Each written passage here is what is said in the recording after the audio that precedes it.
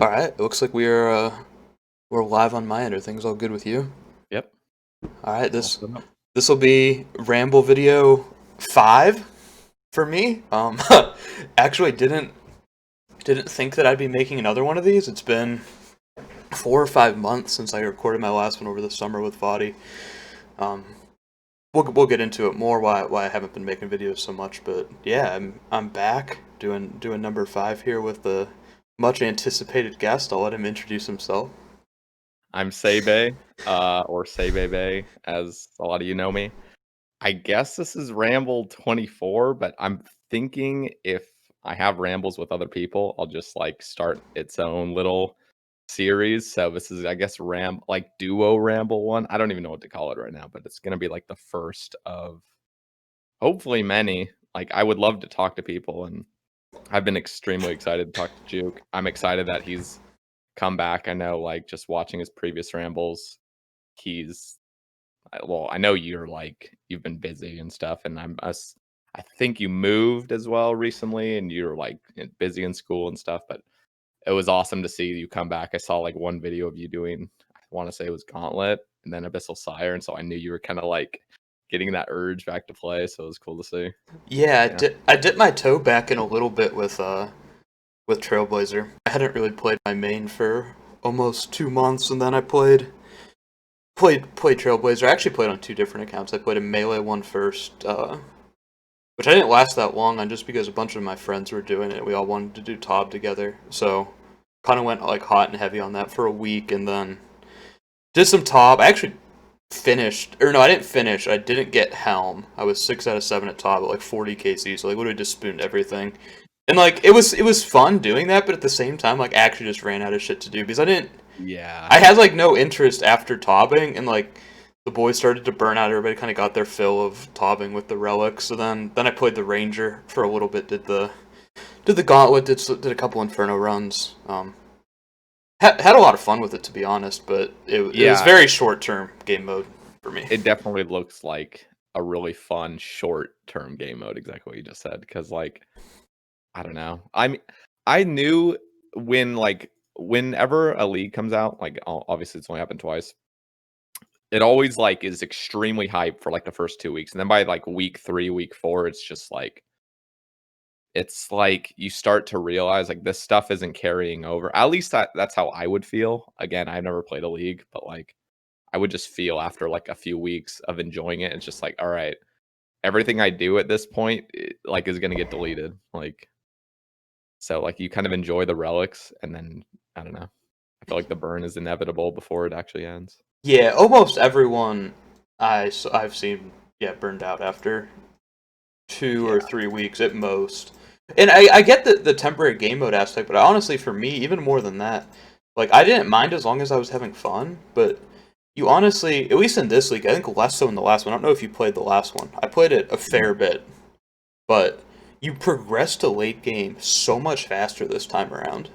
Yeah, Like it the looks like it. relics were just stronger, like across the board. So like honestly, we were doing Tob at like day 4 or whatever. Like so, you just like the progression was so fast that like I don't know if you're not playing casually or going for, I guess, like if you really want to compete like in terms of points, but like I guess you like doing clue scrolls. Like you get to the point Yeah, where so many of the points are in like do 500 grotesque guardians or do 100 master clues on yeah, leagues, like shit like that I don't know. I think you just run out of stuff to do quite fast. Last time it took a long time. There was less endgame content last time around, really, just because it was like raids and I guess that was like a lot of clue scrolls. But yeah. But it was raids, but it wasn't even like a buff drop rate, wasn't it? It was just kind of like everything was. I'm pretty sure everything was the same drop rate as the main game, the first league, right? yeah, I'm pretty sure they said everything was the same. It's probably just confirmation bias on my end. I hope I'm using that phrase correctly. But I remember a bunch of people got like a bunch of early drops. And so there was a lot of speculation that rates were buffed, but again, like maybe you just noticed the people who got the drops early. So I'm pretty sure they said rates weren't changed. Yeah, I don't think they were.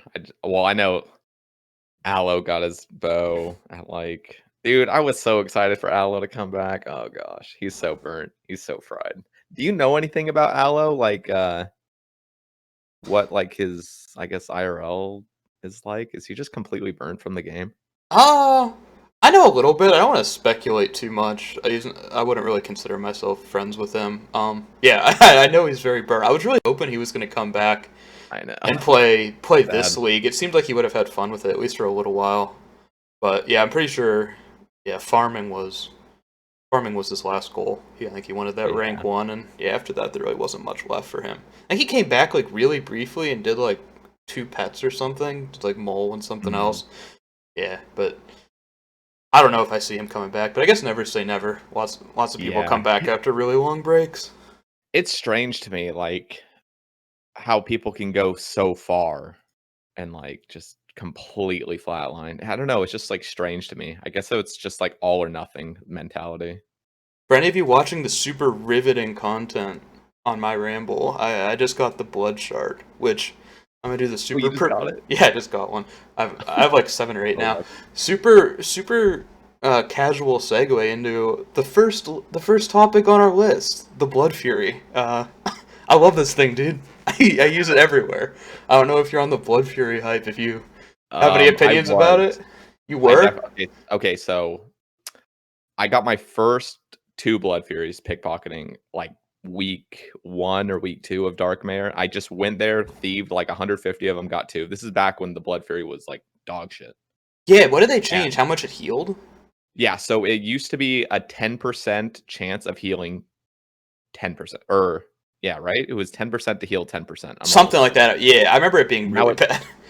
20% to heal Yep. 30%, right? Okay. Or vice versa.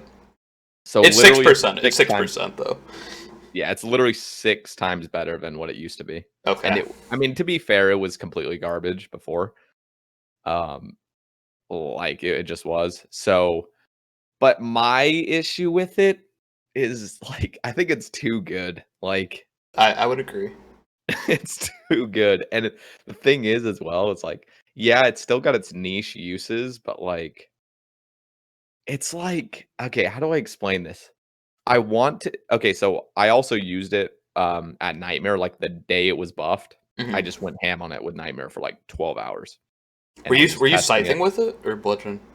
I was mainly bludgeoning it because the scythe is just such a waste. Oh Like yeah, it's yeah, for sure.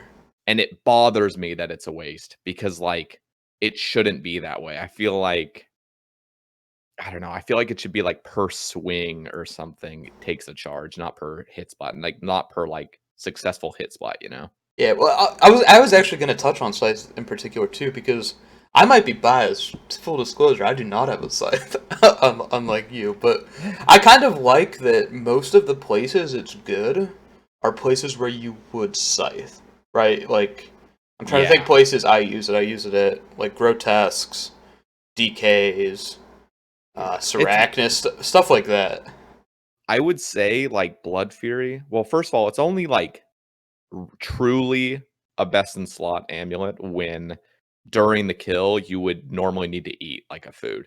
hmm Like cuz that would like prevent you from like eating a food, which is save you ticks, which the deep like the one max hit you may lose from it would like outweigh that. So or you know what I mean? But Yeah, sure, so sure. it's only good when it's like okay, for Nightmare it's awesome. Like it's honestly awesome. It's hmm probably the best place I'd say to use a Blood Fury at. Yeah. Um, just because it's such a long kill and you're gonna save so many like times. Oh, well, if you're like eating normal food, I use Phoenix necklaces, so it's like it's not taking me any ticks to consume a food hmm anyway. But Are yeah, you it's are pretty. you you just what are you doing? Are you like just selling chaos for diamonds? Are you supplying diamonds? Do you have enough for Uh, raids? I honestly can't even. Okay, so I'm looking at my bank. I have 10,000 diamonds basically, and how many necklaces do I have? Like 1,000 necklaces, and then like another 1,000 I need to enchant. So like 12,000 diamonds basically. Oh, okay. Yeah, you're And set then. How many do you I use per on kill? y yeah, I don't know where I got them, honestly. I think it was raids, I wanna say, but I can't even, like, remember where I got them all. I just had a shit ton. Have you done star thieving? Mm-mm. Oh yeah, it must just be raids then. I don't know where else you would get a significant amount. Yeah. maybe I think you guys maybe some from Gauntlet. I don't know. Nothing that I've significant done like though. I've done like wildy content as well. Like I know it's just very minimal. You get like 10 noted, but Mhm. I've done a lot of wildy bosses, and I think Syracuse drops diamonds as well. I want to say. Yeah, I think they have that like 20 ruby, 10 diamond. I think that's like on all the big wildy boss Yeah, it tables. is. I get it all the time. Yeah. Okay. Yeah, I mean it definitely adds up. How many necklaces do you use per nightmare kill? Uh, Probably around like 7 to 9. Like I only bring 9 Hmm. total, and sometimes I just won't even use like 2, but it's Yeah, around 7 to 9 ish. I see. So are you sticking with Blood Fury at Nightmare? No, so I use Blood Fury for about a week. And the thing with me using a Blood Fury is it's all or nothing. It's like I can't just bring it and use it for select things. It's either I'm using it all the time or I just don't use it because I just feel like it's like awkward to like selectively decide when I'm going to be using it. Like obviously you should use it when you're not, or you shouldn't be using it when you're full HP obviously, but Hmm. like I've seen people that will just wear it when they're going to kill the husks or just wear it when they're about to SGS. And I just feel like it's really pointless at that point. Like, why not just bring, one more Phoenix instead of using that inventory slot for like a Blood Fury? Why not just use a Phoenix necklace? Like that'll heal 29. The Blood Fury on average will probably heal 29 with how little you use it.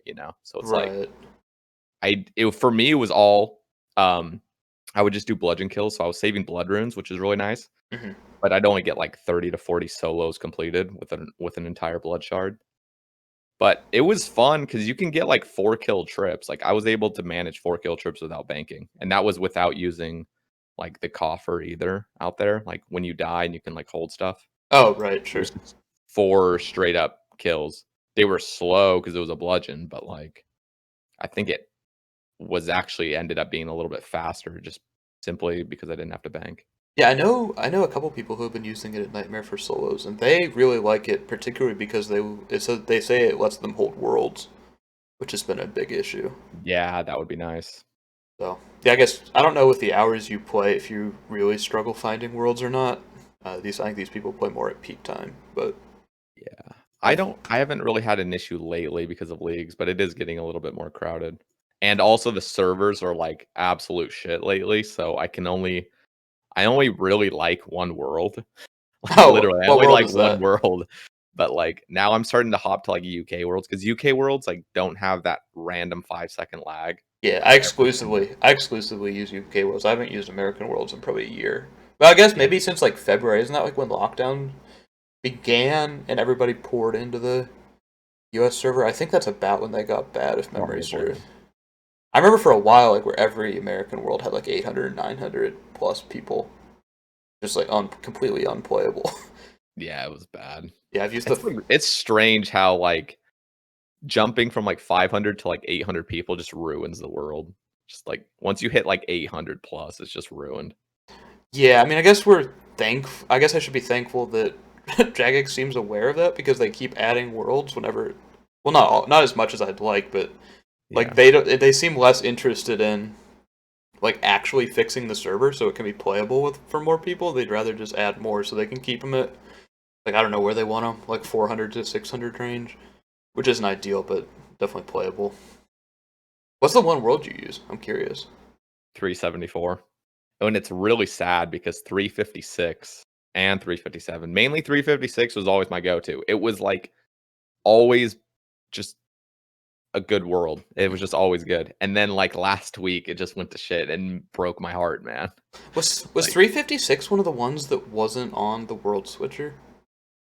I remember there uh being something with like one or two worlds that weren't on like the quick switcher, so less people would log into them.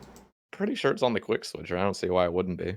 No, I just remember people saying that there were like one or two worlds that weren't on there, so they were always lower pop because you had to like manually select it from the world select screen. I don't know. I don't know if that's even true or not. I just remember people talking about that a while back. So yeah, I'm a big fan of this thing. I use it more. I don't think. I mean, it's definitely not time efficient, like you were saying. But for me personally, the less times I have to bank, the more bearable content becomes. Like row tasks where food really isn't an issue, like between Blood Fury and SGS. Like it's one less thing to worry about, right? Like worrying about supplies. Like I just bring like 2 or 3 mantas for a trip and like 8 prayer potions. Like same thing at Seracnus. Just bring like 12 prayer potions. Do a kill till I get a clue scroll, or do a trip till I get a clue scroll. So Yeah. I also really value it because I have like just with my like real life routine, I have a lot of time where I can be at the computer and can either AFK fires like I'm doing now, or do the just like AFK pickpocketing, cheat client gang, left click pickpocket, just tap my keyboard while I do like reading or like rewatch a lecture or something like that. So for me personally, So I think I'll always be able to sustain the shards. That really won't be a concern. So I've been definitely more liberal probably than you with using it. yeah. So I stopped using it because I ran out. I only had 4 total. I Hmm. have 1 left in my bank, but it's already a Fury and it only has like 2k charges left because I'm holding on to hope that you could eventually charge it with onyxes. Oh, that'd be great. I So guess. like Yeah. Go. Sorry. Go ahead. I'm thinking, okay, so charging it with an onyx and giving it 10,000 is kind of like unfair. I think if an onyx recharged it with 5k charges, like, and you could just kind of, if you could just recharge a normal Fury and just keep adding 10k charges with blood shards and then 5k charges with onyxes, I think would be really cool if you could like kind of interchange what you charge it with. I'd be a big fan. Oh, here, let me see what the current GE value of this is. God, it's so hard to read that text on my screen. I don't know why I picked blue. 6K, basically, or sorry, 6 mil. 6 mil flat. So I guess that, what is Onyx now? Probably like 2.5? Or like, I'm pretty sure that they're under 2 mil. And Wait, are they simply because actually that low? there's like no sync for it. That's why. Yeah. Price onyx. Let me look. 1.4 mil. Wait, Onyx is, okay. Onyx is a 1.4 mil. I It's guess that, bad. I guess that shows how long it's been since I looked at it. Yeah. No, it's just because there's no sync for it. And it made me so sad that blood shards are the things that are the sync. Hmm. Like, I understand they're trying to, give life to Darkmare. Like, that's the one thing that'll keep people coming back is just, there's always going to be demand for blood shards. Hmm. Like, I really wish it had been an Onyx sync, at least along with a blood shard. I really wish it had just been exclusively a blood shard sync. And I also wish the blood fury wasn't as good as it is. I was thinking maybe 4% healing instead of 6 would probably have been like optimal. 4% And then probably would have been fine. I mean, I definitely would have still had its uses for that. something that bothers me about it is it kind of makes certain content a lot easier. Like Nightmare soloing has become a lot easier because of the Blood Fury. Now, I think that, but then I'm also like, I'm not a main, so I don't understand like GE. Like, I don't understand GP ruling everything. Hmm. So I don't think noobs that would use a Blood Fury would ever actually use a Blood Fury because isn't it like hella expensive? Like, I mean, let's think. kind It's of 6 decently. mil, 6 mil, 10,000 charges. I haven't done mental math in so long, so you're gonna tell me, is that 600 GP per hit? I think. Yeah, it should be. I mean, So that adds up. That's, if you're doing most content, you're probably attacking like what, maybe 1,000 times an hour if you're using a 4-tick weapon, something like that. yeah, probably on average, and missing ticks and Oh yeah, that's and cutting stuff. into your. I know it's been big for CM solos. Like I know between Blood Fury and Sang, and I know people will correct me if I'm wrong, but I'm fairly sure you don't lose a Lance max if you have Justiciar on Olm Hand. Like with Blood Fury I'm versus not sure. Torture, I think you I'm don't not lose sure a on max. So people have been using it there, and like, yeah, I've been watching. Like some of my friends were going for the Oblivion Diary time for CM solo. It's insane between Sang and Blood Fury. Like Oh, yeah, you you just never don't need touch. to. You literally just don't touch Bruise before head phase. Yeah. No, it's like it okay, it's a cool item, honestly, and I'm glad it's expensive, like, okay, 6 mil to degrade, after however many I think it's like 6 hours and 40 minutes of use total, like, if you just never missed a tick on a 4-tick weapon. That Like, sounds right. that a mil an hour, basically, if you're Hmm. just constantly using it. Like, that's like well, then it's actually a little bit more because I guess misses don't actually count against the thing, so it's probably more Right. like 8 hours-ish. But, I like, mean, I think still it's that's still fair. that's still a lot of cost. Yeah, like, I think it's fair, but I don't know. I guess the thing that really bothers me is it sucks that I can't use a scythe with it. Like, I could Hmm. just never use a scythe with it because it's just way too expensive at that point. Like, I would need so many blood shards to like upkeep that, and that's Yeah, what bothers me the most. I know someone who it was back during the most recent solitary bingo. Someone used an entire Blood Fury on a single grotesque task scything. Just a Dang. That full would thing, just down the drain yeah. for one task. Yeah, like God. Oh, and also I guess we didn't even touch on this, but I don't think it really applies to either of us. But I know it's I don't want to say trivialized because it's still extremely hard, but it's been huge for top solos. Oh, yeah. No, it's massive. Like, I saw a cold one doing it Yeah. Oh when it yeah, first it's came out. It was just wild. like he never needed to eat during phase 3 Berserk. Yeah. I haven't seen the sheet myself, but I know a couple of my friends, like my brother, who have done top solo, and I know they have like a spreadsheet where I forget who runs it, but someone tracks like everyone who completed it, just like an unofficial high scores for it or whatever, like the order of people who completed it. I'm pretty sure they like either changed the name color or like added asterisk to everyone who did it after after Blood Fury change. Interesting. And Yeah, it's just because like I know Fudge Shover completed it, and like some other people have completed it, and it's just kind of like, damn, it's kind of a shame because solo top used to be like the pinnacle of like you're a beast, and now it's just kind of like with I don't know the I mean, you still have to be mechanically good, but you don't have to like. It's just easier. I feel like. yeah. I mean it definitely is, especially with the like ever increasing popularity of the cheat clients for Tob too, where Oh like where it's like the tick eating, you're just clicking on I don't yeah, know what do you no, click like 2 or 0 or whatever it is for the soap ball, like just yeah, like stuff like that. I've never used a cheat client, but I've now just a recent. I'm not gonna snitch, but I've seen people use them, and they are OP Oh, as it's hell. insane, yeah.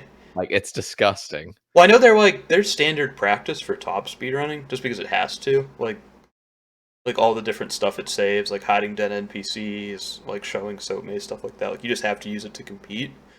But Yeah, yeah, no, literally. the shit people do in those clients, it's bonkers. And I honestly, I've never been really one who's like, I don't know, it honestly doesn't bother me stuff like Yeah, that. But it is kind of wild. The top stuff is like the one thing where I'm like, this is actually just yeah. I ridiculous. It really doesn't bother me. Like whenever anybody plays, okay, I think it comes down to my mindset. So I have decided since maxing last year, like basically I'm a clue scroll Andy. Like I love doing clue scrolls, and I love that clue scrolls are not a thing that is like it's like okay, a cheat client is not going to help you with it. Like it's not going to like significantly help you.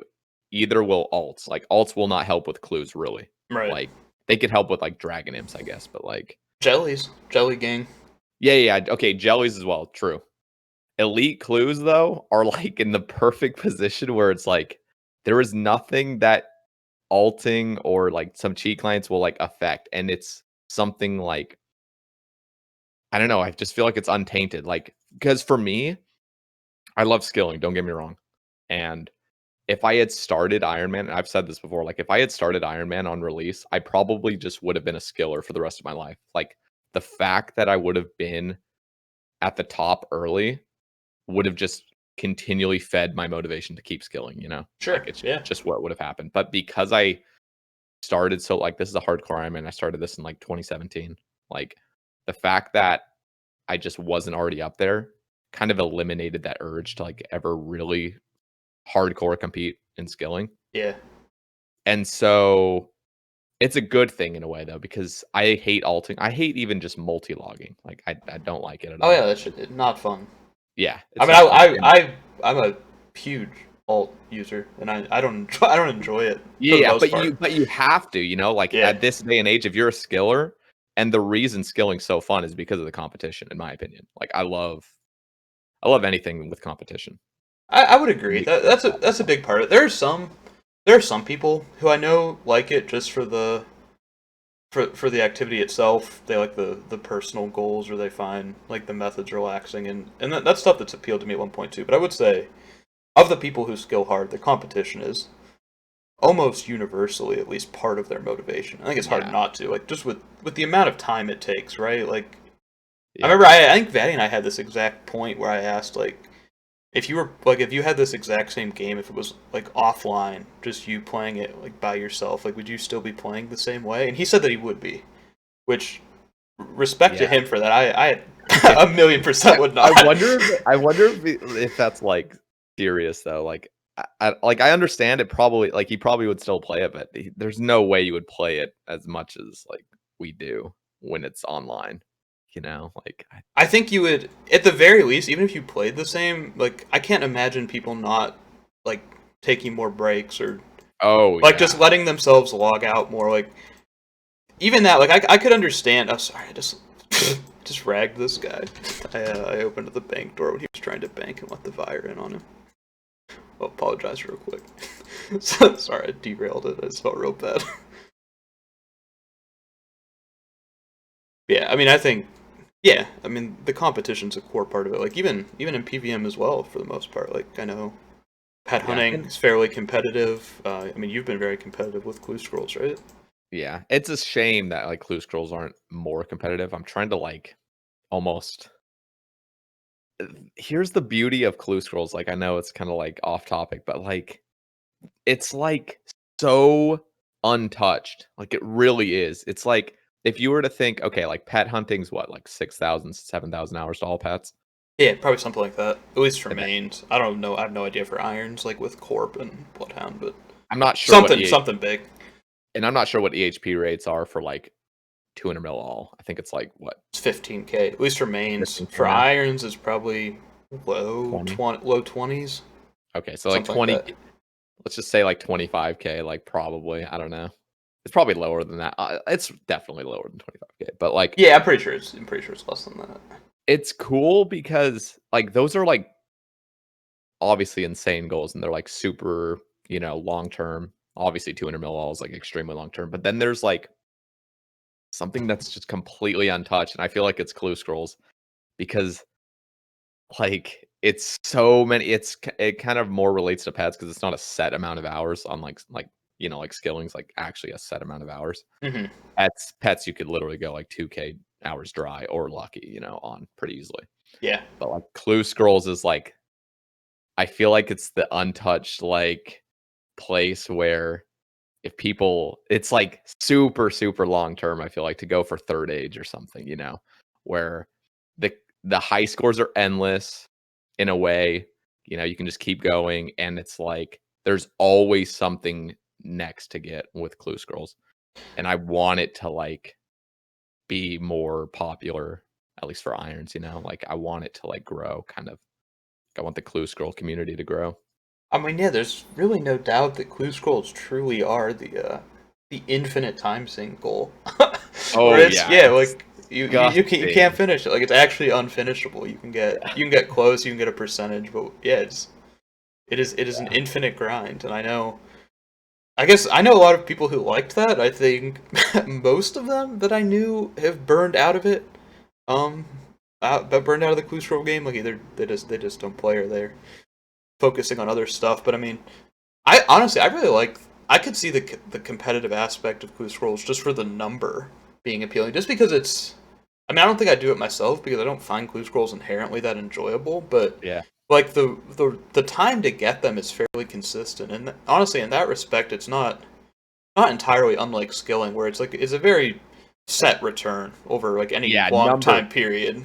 number wise, I'm like, but like third age, if you were to competing for like, because right now it's like there is no Ironman with a full third age set, like in the entire game. What's Like no Iron. who's close or like who has the most Um, pieces? I know there was a guy like 4 years ago or 5 years ago. There's a YouTube clip of him with four third age pieces as an Ironman, like 4 or 5 years ago. Like, Jeez. what the Do you fuck? any Like, I idea didn't what his understand. name was? I remember some guy named Warhead who I think had two, maybe two or three. That actually almost sounds like it could be Warhead. That It was a that name is lot. ringing a bell. I But know he he was had real active a long time ago. I don't know if he plays at yeah, all he anymore. was the leader of a clan apparently. Like somebody in my Twitch chat was saying like he was his clan leader or something. It's some guy. I don't know if it was Warhead or not. That's just ringing a bell. Yeah. But he had like a He had a plate body, 2 kite shields, and like a full helm or something.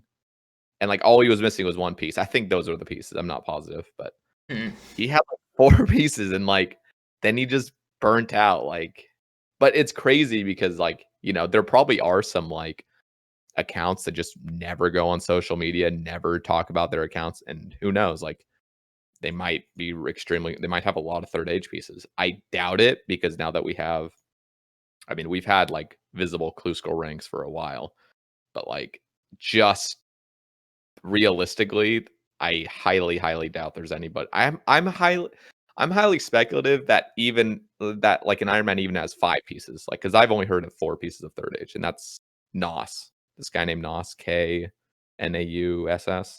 Yeah, He's got no idea 4 who that pieces. is. Like, Good for him though. I guess shout out Nos K, rank 1 Ironman third aid.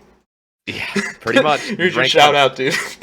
Yeah, no, I've already shouted him out plenty of times in my Okay, rambles. Like he's an absolute beast, but like he's only done like half as many clues as I have, like probably less than half. I He's see. just spooned so hard, but it's cool. Like I just love that it's so unexplored. Like Clue Scrolls is like so we've just like barely scratched it. I feel like I don't know. Well, let me ask It's you. exciting to me in the future to see like how Clue Scrolls kind of Let gain popularity. Hopefully. me ask you this: are there many, at least on the Iron Man side, are there many people who are high on the Clue Scroll high scores who are still playing who aren't like involved with the community at all? Like you like have no idea like what they have or anything like that, or are most people Um, plugged in? well, I can't say really Iron Man wise because I feel like so I've befriended most of the like super high clue scroll ranking Iron Men, Hmm. and I've kind of asked them about stuff like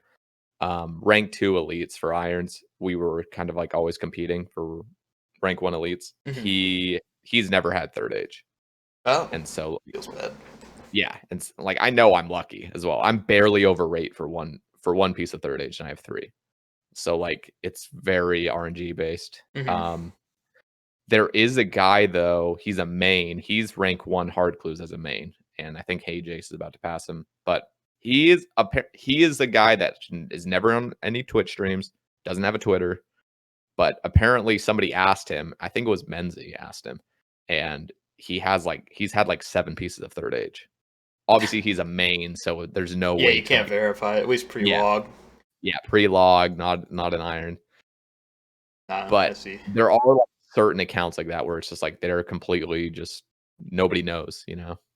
I guess who knows if you and I or even if the game will still be going and people will be talking about this in like 4 or 5 years. It'll be nice if we get to a point though where the pre-log asterisk, like even if it's still there, is less meaningful.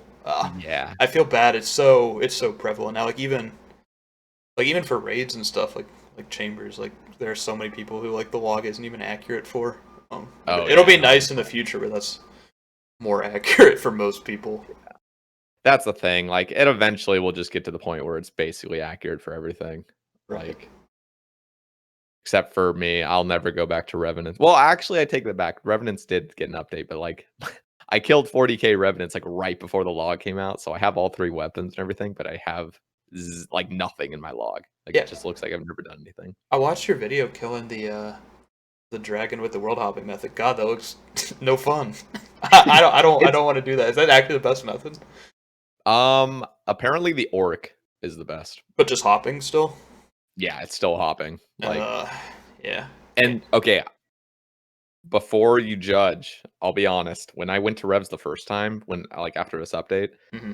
the hopping was like straight AIDS. But you know what? It's actually besides like the loot table just being garbage now. It's not garbage, but it's like it's only 2 mil an hour with a Yeah. crossbow. Ugh. That's not great. No.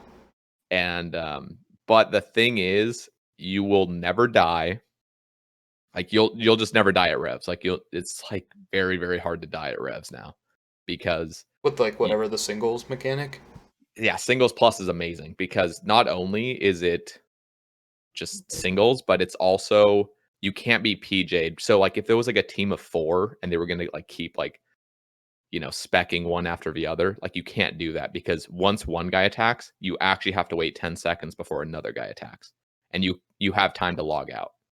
So that's the best thing about singles plus is you're only ever really against one person. They can't just have like unlimited specking you out, because as soon as somebody tries to do that, you can log out. You have time to log out. Interesting. You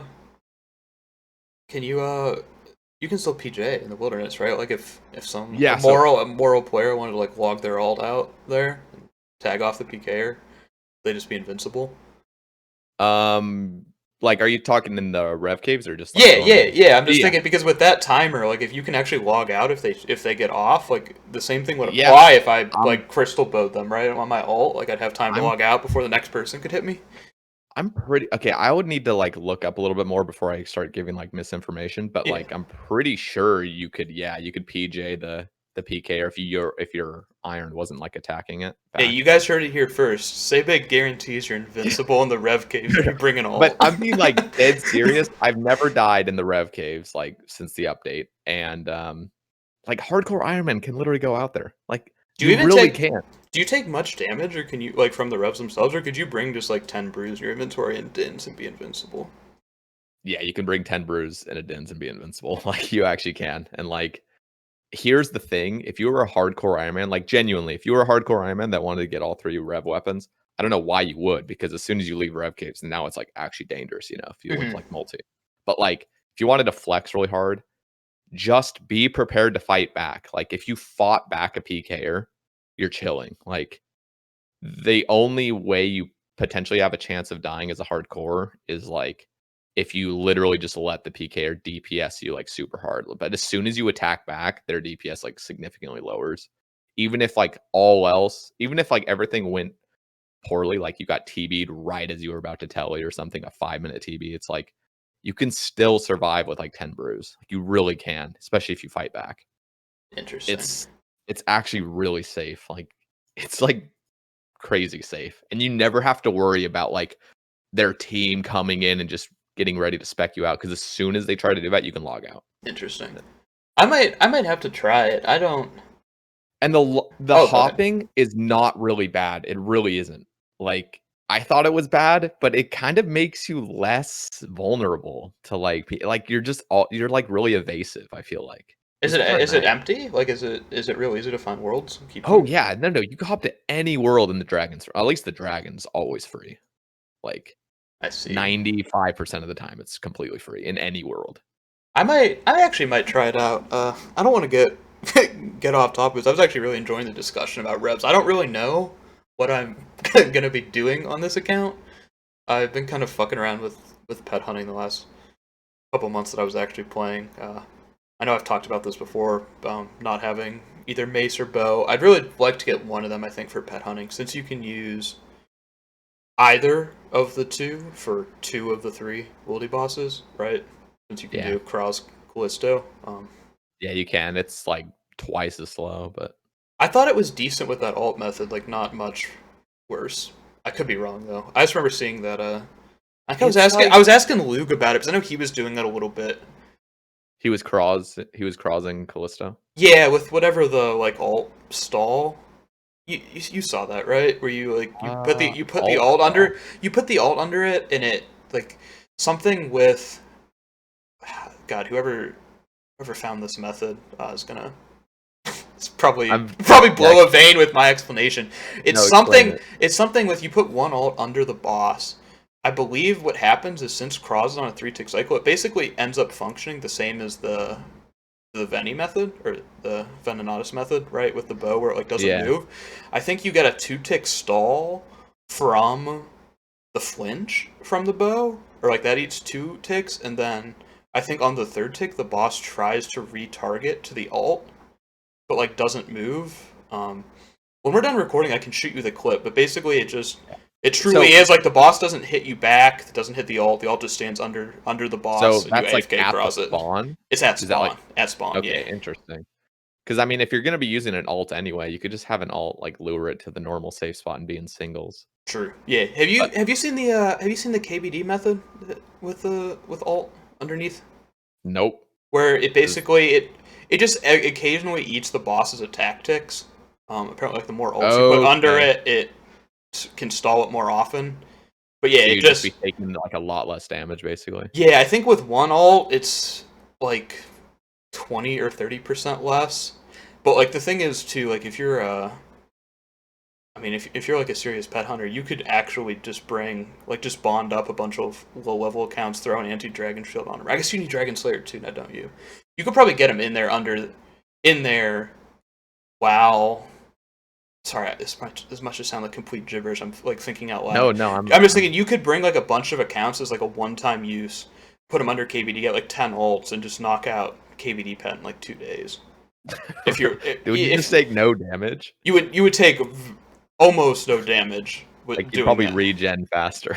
Yeah, I don't know the exact numbers, but yeah, I know people were doing it and have done multiple ults like for an extended period of time. It looks kind of cool, but also, I mean, it's like KBD, right? It's so easy. The pet's fast, so I don't think Yeah. that many people care to do it. But Yeah, yeah, it's I already just have KBD pet and everything. But yeah. yeah, the Callisto, I thought when you were explaining the Callisto method, I thought like you would actually like getting more DPS or something. But yeah, Craws, like I looked up the DPS calc. Even though your Craws can like randomly just go off and hit like 49s back to back, like every 3 ticks, it's like the actual DPS, I'm pretty sure is like twice or just like almost twice as slow as Vigora's with like pretty good strength bonus. Like Vigora's is really powerful there. Yeah, But I then mean, I would again, definitely prefer. I would definitely yeah, prefer the mace because Venomous is still fairly easy just with crossbow or whatever. Even you were you the one who did the MSB video, or was that John? I'm trying to remember. not me. I didn't Somebody do anything. somebody did a MSB Venomous video. Okay, But I yeah, thought that was you. the beautiful thing about like the new Rev Caves is you actually do get a bunch of bracelets. Like I'm pretty sure the bracelet at Dragon is like a 1 in 5 or like a 1 in 6 drop. Yeah, I So like heard I it was know, more common. yeah, I heard you like alked all your bracelets because you just Yeah, fuck it, didn't have a didn't care. Yeah, weapon. didn't care at the time. But like if you were to go for a weapon and you wouldn't like rate, you would stock up on bracelets like and ether just in general. And you get double ether as well per kill. So like normally killing the dragon with a crossbow, I'm pretty sure would like you literally I think you completely balance out if you're using a cross and a bracelet. Just the normal ether you get per kill from the dragon, I'm pretty sure like completely balances out. Like you never actually consume any. Like you're not profiting or like losing any. And then you're just profiting bracelet ether. I It's honestly pretty really might. I actually really might try this out. This sounds interesting. I'll see how much I dislike the world hopping method. I typically dislike world hopping, but yeah, if no, it's actually I do that dead too, and but safe, I think that sounds pretty bearable. it's it's really bearable. It really is. Like that 3 hours flew by. It wasn't even a big deal at all. Mm. And it's like the other cool thing is like if the rev heals a bunch, like right toward the end, like thing that sucks is like I don't know if you should kill a dragon if you don't have a crossbow. I think you should probably kill the orc. Mm-hmm. But like one of the cool things about like revs is like they start healing, and so like like honestly half the kills it'll just be healing at the end and it won't even attack you. So as soon as you see the drop, you can just like hop. Oh, instant You hop, don't need to wait 10 sure. seconds. Yeah, because like you That's just cool. haven't been attacked in so long. Yeah, yeah. So I'll have to look. I'll have to see how bad my DPS is. I got my I have my Duke blowpipe again. I kept a Tans thing. I know I talked about losing my first Duke blowpipe at Revs. So maybe I'll try it out. I remember looking in like with rune darts, which I guess not a lot of people want to use rune darts, but like rune darts with blowpipe, the DPS was like exactly the same as Craws. So I'd be burning through scales, of course, but yeah, I no, just I mean say but fuck if it you and give it a shot. yeah. And the other cool thing is like being skulled doesn't matter as much. I guess if you're hunting a weapon, probably skull. If it's But safe, if it's that safe there, I'll yeah, probably just it's really skull. safe. And especially if you're skulled, you can actually attack the PK back. That's really nice. Like that's just gonna make it even easier for you to survive if you can just attack the PK back because you're already skulled. Like, why not? Right, sure. So yeah, you're gonna be like really safe. Yeah, good shout though. I'll try it out. I don't really know how bad I want a wilderness weapon. It'd be nice, but Yeah. I kind of just want to try out Revs, see how they are. Yeah. I mean, and then again, it's like it's 2 mil an hour, but that's like that was with no uniques. Like you could just pull a 16 mil relic, like randomly. Oh, sure. Yeah. Was that 2 mil without including Yeah, bracelet outs? that was with no uniques. It was like 2.1 mil an hour, like absolutely no uniques. And I got attacked like 15 times as well. So it's like How many bracelets an hour do you think you pull? I think actually I have the calcs somewhere on my Discord, but I want to say it's like trying to think now. When you say I your want to Discord, you have like your own server? yeah, I have my own server and like Yeah, I dude, was talking shoot me the invite. Get me in Sae Bae Cord. okay. Give me a sec. Uh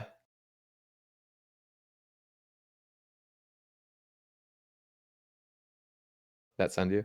Yeah. But Damn, dude, you're popping. 200 members? Let's go.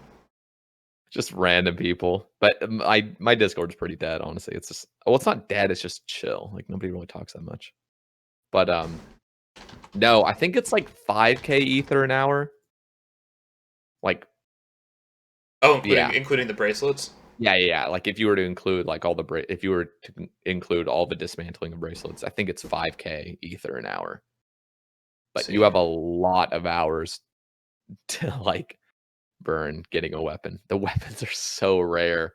Like at least me being unskulled, because I don't care about getting another weapon. I just care about like never running out of ether and just maybe hopefully getting a relic or something random. Like I barely do revs. Like I did that 3 hours and I think I've done 1 hour since. Like I don't care enough because I've already had the weapons. Oh, yeah. Hey, you're just doing it to test, right? Yeah. But I think it's like 5k ether an hour with the dragon. And I mean it's probably like a little bit less with like Auric, maybe like 4k. You have any idea what the rate is for weapons? Yeah. I hope you guys care about revs. We were not planning on talking about revs this much, I promise. This is No, it's like not on the docket. Dragon and Knight is 1 in 22k scold for a specific weapon. Okay, so what's And that? then Like 7K? yeah, like 7 point something k. Or And then what would that be for one of the good ones? Like 11, 10 and a half. yeah, probably yeah, like wouldn't it be like 14? Just if you don't want. Or wait, no, yeah. You're right. Yeah, I think 10 or so. Okay. Yeah. Ugh, that's still kind of long. I'll see how many I can kill an hour without crows. Yeah, definitely skull though if you want a weapon because it's 1 in 40k. If not, Yeah, I got like 4 amulets of avarice or whatever from last time yep. I was at Revs. So I had skull nice and easy. Yeah, my Revs story was literally 3 months of grinding. I had 4 amulets. And then I finally got my first weapon after 4 amulets, and at like 3 months in, I finally got a mace, like 40 KC, and Jesus. then I got a scepter and a crossbow within the next 3 days. Like no dupes. It was like, oh. How much money do you make from all of it? Well, the thing is I started Revs like as soon as they released weapons, like 2018, like summer of 2018. Oh, was that And before all the buffs? so it was buff, but nobody knew except for Rot that sculling was like 3 times better. Ah, right. So nobody was sculling. So I did like 25k kills just with a blowpipe normally. But Oh, like I still okay. made bank. The only God, thing with I a kind of regret blowpipe, dude, is how many skills did you use? You oh must my have used like 300k, right? well, think about this. I'm like 4.5k Zora KC and I have no scales. Like I have 0 scale. And I had a T-bow at 20 KC.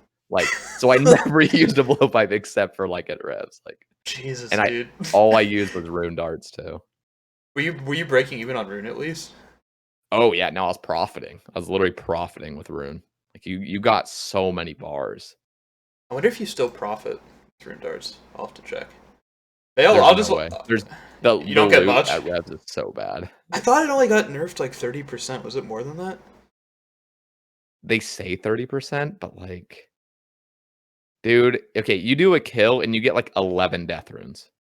Whew, Like you let's do a go. kill and you get like 8 blood runes. Like what the fuck? Like you get like 4 mahogany planks. Like it's really bad. I want to show you. I want to see if I have the loot in my loot tracker. Yeah, let me just show you this. Yeah, please. You probably showed your loot at the end of that video, right? Yeah, it's probably like really similar, but here it is. It's like 300 of them. Nice. You it's got just like 11 it's super just so restores. Let's average. go. It's like beyond average. It's just like eh. Oh yeah. So if I guess I would have to be killing a dragon in. You were getting about Like 1 dart a kill, so I'd have to kill a dragon in 5 hits with a blowpipe to break even on rune darts. Alright, yeah, that's not happening. just like look at that. I get like half a blood rune a kill. Like on average, like half. Yeah, Like, it's terrible. it's pretty bad. But like the chance of getting a 16, like honestly, I think Revs is perfectly balanced. Like I honestly think it's perfectly balanced. Obviously, it's a horrible nerf to like what it used to be, but that was just so OP. It was like ridiculous. Revs would have been perfect if it had like the drop table it had before, but it didn't have like any of the statuettes or anything. Yeah, I was kind of hoping that they would leave weapons or even slightly buff weapon rates and just gut the rest. Yeah, they should do that, honestly. I That's the wouldn't only thing mind. that's not fully I balanced wouldn't about it. mind if it was even slightly worse normal loot than that. Like, just make it like I don't know. Like, I think it'd be fine if it was like 1 mil an hour without uniques. Yeah. Maybe It they'd like actually have value. And maybe honestly, I don't even know if their price can recover though. With how they many were can't. dumped into the game, It it's probably really never. can't. It's probably Dude, never it coming was back. years of just like nonstop, like 2 full years, like over 2 full years of just like every world being full of Venezuelans. Like there's How no way it's ever recovering. how cheap is Cross? You know. Dude, I thought it rose, but here, look. Let me just real quick.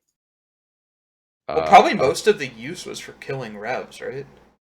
I guess like a little for like Wildy Slayer and like niche speedrunning stuff. But it's 8 mil now. It's actually increased. I thought it went up. So it's crazy because like literally a crossbow in my eyes still is 450 mil. Like that's what it used to actually be. wait, really? What? Yeah. Is that like Crossbow was used to that be like release price? Yeah, that was like for like the first like 2 weeks ish. It was like Damn. 450 mil. And it was just the most badass item in the entire game. Like it's the only thing I wanted in the entire game. It was just so fucking cool. And it was so powerful. Yeah, I And mean it's then like definitely still really good. I kind of wanted to. I like woke up in a cold sweat one night and I'm like, fuck it, full Dagonized set. I would love to have a crossbow. Maybe just do Wildy Slayer for a couple months. now Wildy Slayer's fun. I have a few gripes about it. Let's go ahead. I'd be kind of curious to hear him. So okay, so they took away um the Rev Cave. Obviously, like the Rev Caves is completely changed. Like there's no normal monsters in the Rev Caves now. So they made a Oh, that's new right. Yep. So they made a new cave called the like Wilderness Slayer Cave. That's the one up in Deep Wildy, right, by the pirate ship? Nope. Or am I Nope. wrong? Is I thought there was You're something wrong. up there. Okay. There is that fire giant cave, but that's like a completely different thing. Okay. This cave is there's 2 entrances. One is like right next to Venenatis, like a little bit like northeast-ish of Venenatis. And then Oh. there's another that's kind of close to the hill giant. It's like a little bit northwest. If you open your map, you can see it, but there's 2 By entrances like to the it. salamanders. Yeah, yeah. Sort of by there, a little bit northeast of it, or a little bit Oh, just east. sure. Yeah. Okay. There's one. So if you There's click on that, like on the world map, I don't know if you're there, but you yeah, can yeah. see. So both of those entrances to the cave are fully multi. Like the end, like the outside of it is completely multi, which bothers me because even if you escape the cave, you're still in multi. You know, like it's not like Yeah. not like you evaded the PKers. You know, it's like no, you're still fucked, which really bothers me. Because the first time I went in there, like the entire cave's multi, which is fine. There's a 15% buff of Lauren's keys. But like every single task there is just garbage. Like Hellhounds got worse because there's only 4 spawns, and one of them leaves its aggro range whenever you attack it because its aggro range is randomly out in the middle of nowhere. And then like greater demons are the only things that were truly buffed there.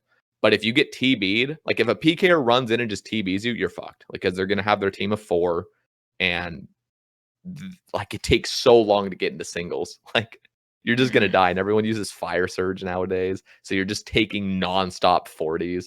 It's Right. just it's beside. But I have found little ways to kind of circumvent PKers like getting to you. Like there's ways you can kind of like hide against the walls with your cannon, because I use a cannon when I'm doing Wildy Slayer. Right. Sure. You can like kind of like place yourself and turn on play. Like I always have to turn on player indicators now whenever I'm in that cave. Oh yeah, the I just red names are on the mini yeah, map. I It's the need to best see way to red see. names because like yeah. Yeah.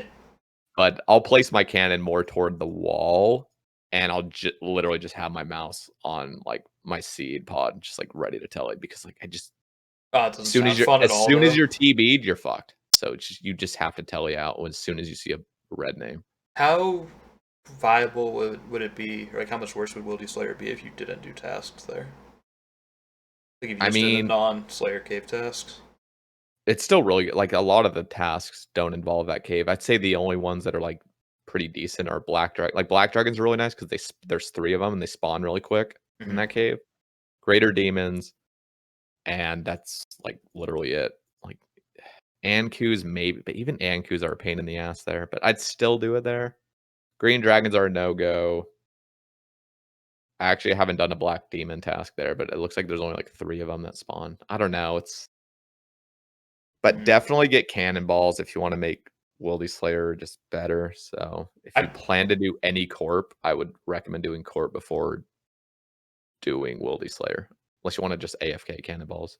Oh no, I definitely will never AFK cannonballs. Yeah. I might well, I guess I probably won't be doing Wildy Slayer if I don't have either of the 2 Wildy weapons. And if I have those, I will be doing Wildy bosses, I suppose. You get a fair bit of cannonballs from them, right? Yeah. Okay. Pretty decent. Yeah, I don't know if I ever see myself doing corp. Maybe. Yeah. So if you do see yourself doing corp, definitely do that first. Just because you're gonna have so many cannonballs. Yeah, I don't know if I want to do.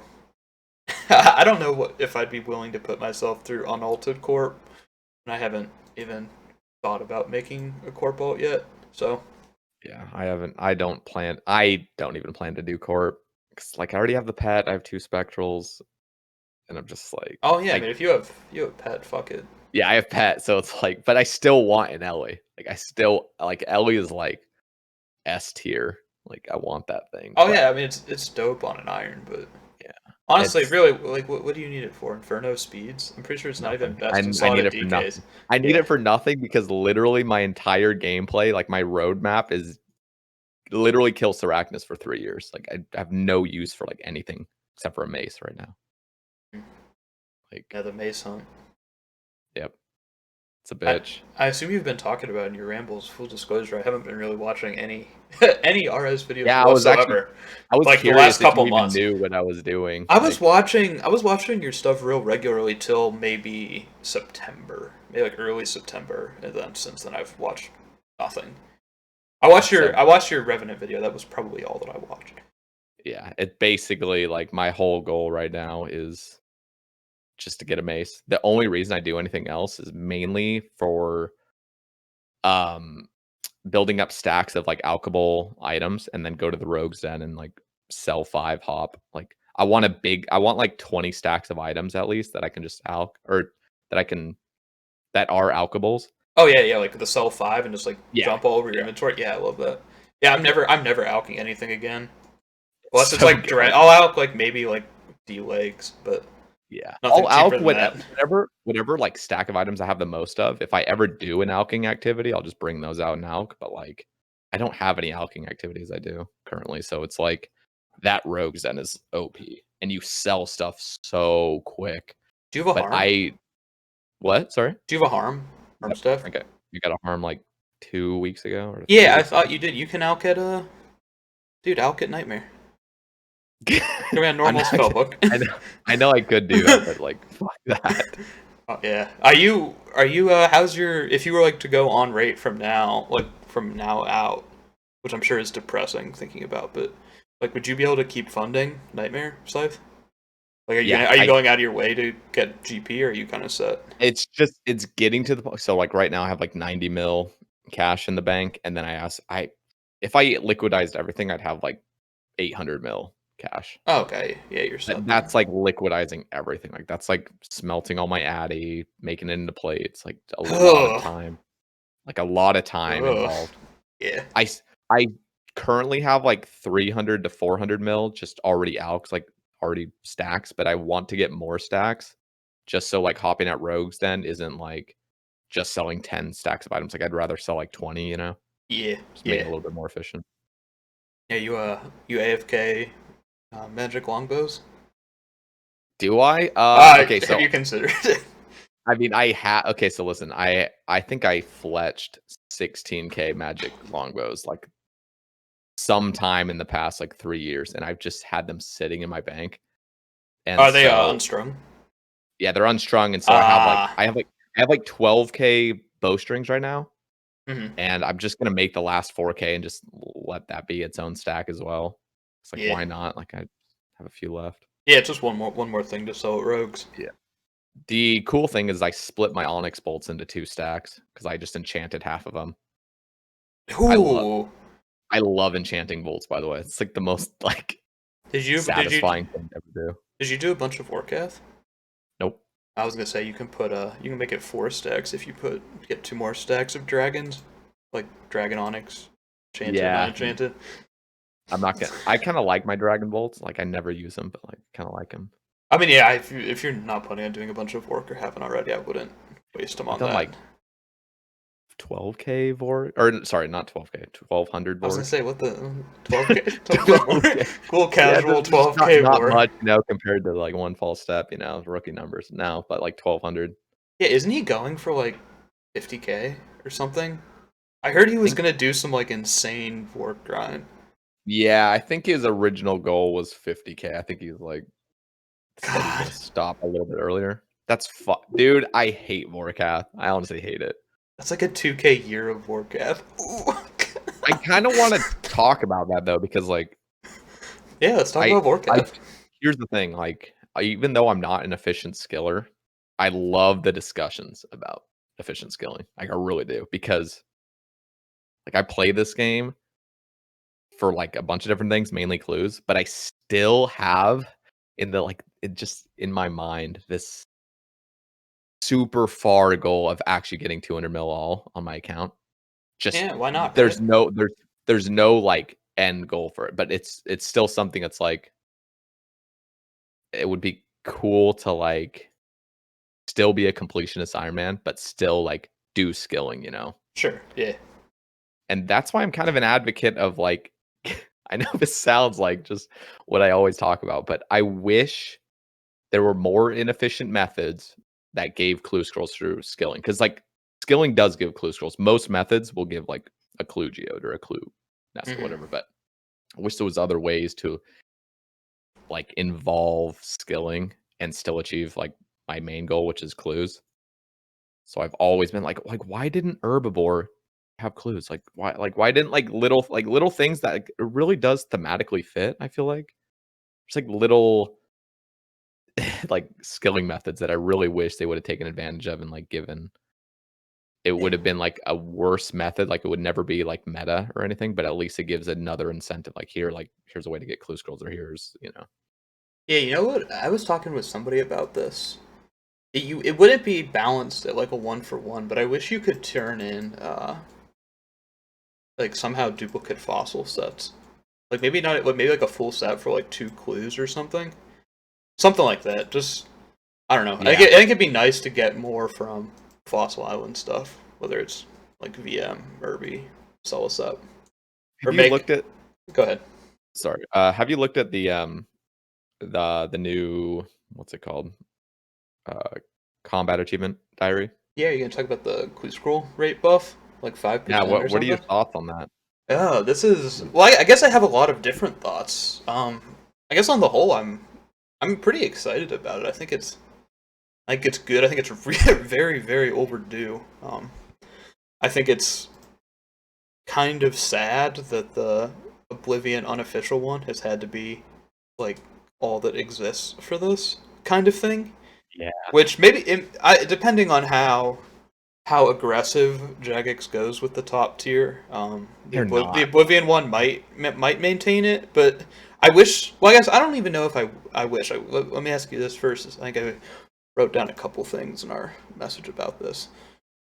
First thing, how do you feel about like how hard should the top tier be? Like how achievable should it be? Should it be something like truly So, out of reach for a normal player to get to, like some people are pers suggesting, or should it just be like anyone can put time into this, learn the content really well, and achieve it? well, I think personally Grandmaster will be achievable by, like, anybody that's gotten an Infernal Cape, especially if you've gotten an Infernal Cape without a T-bow. I'm not one of those. I'm a T-bow prod that, you know, got my Infernal. I think if you are able to put in for your first cape, if you were able to get, like, your first cape, Hmm. I think like that's going to be the difficulty, like just how difficult it was to get your first cape, which was obviously difficult for like most of us, I'm assuming.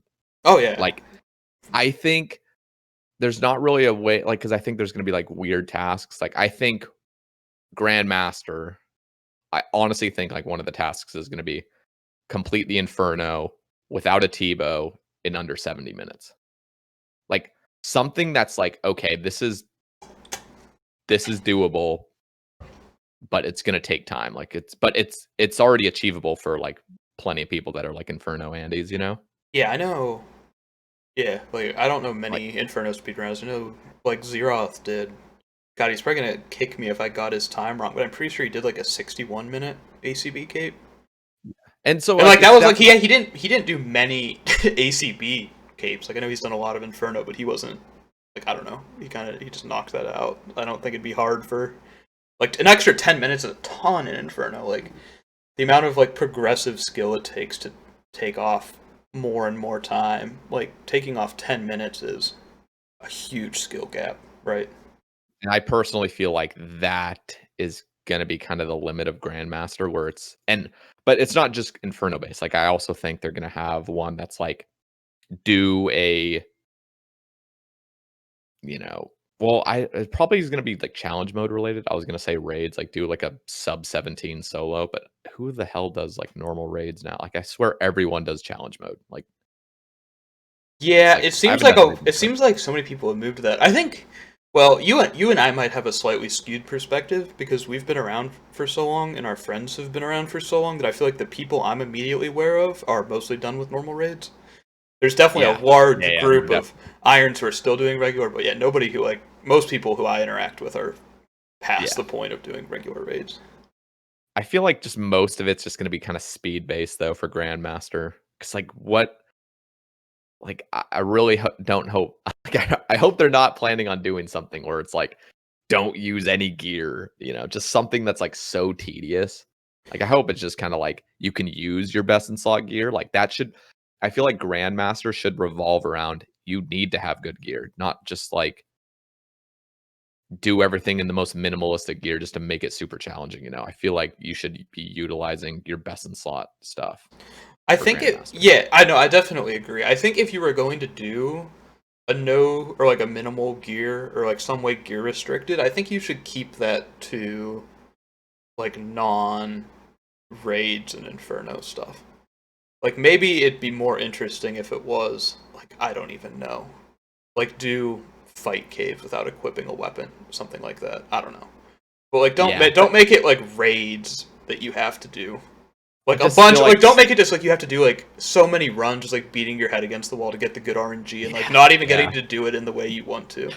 Yeah, I don't feel like I know they're gonna do some things where it's like you're gear limited, but I really hope the truly challenging things let you just use whatever the hell you want. Like, Yeah. but I personally think okay, so they mentioned 6 Jads. Yeah. Oh, I have I a, I have a. Go ahead. I saw a cool suggestion related to that. The six I jazz thing. so like I love 6 Jads. Like I think it's like super super fun, and I think it's like one of those things where it's like you kind of have to like let your mind go and just do it because I remember like whenever the first time they released 6 Jads in the Tournament Worlds, like, I was able to do it after just a few hours, you just have to embrace the flow with it, but, I don't think that's all they're releasing, like, I don't think that's the top tier, I think they're hiding something that's just they're not even gonna talk about until it's released. Like, Mm. I don't think the 6 Jads is what their, like, ultimate thing is, I think there's one more thing. I think it's like Zook 2, like Zook 2.0. But like, I don't think they're even gonna talk about it because they want it to be super hype. But I just have a fishy feeling that that's not the end thing. So I think Grandmaster is gonna have something we don't even know about yet. Yeah. You know Port Zard, right? Yep. Yeah. Did you see his suggestions for this? I'm gonna Um, shout out one of them. He suggested the six Jad challenge with the Jads on a 5 tick cycle. that'd be So fucking so you have terrifying. you so well no, but you have two of them that are the same tick. So you have to tick eat once every cycle. You know what I mean? Okay. Um, I thought and then that I you thought just that sounded so fun. Yeah, like so you're and then you would just five of have to them. kill that one first, right? Yeah, Like 5 of them you're praying against, and then the 6th one you're tick eating every time.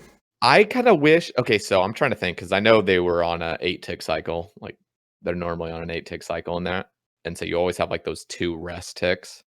Um, I really do wonder what it would be like, even if it was just a 6 tick cycle. Like if just there was 0 breaks at the beginning, Hmm. but like I'm the 5 tick. That would be fucking difficult. Oh yeah, That would be so that'd be difficult. insane. Yeah, even even just consistently changing prayer and tick eating in the same tick is a lot to keep straight. Do over and over. I mean, I guess I don't know. I mean, you with Tebow, you kill jabs pretty Yeah. fast, especially if you're beating your head against the wall, doing it over and over. You'll eventually like 6 shot it right. But I mean, it's still a lot.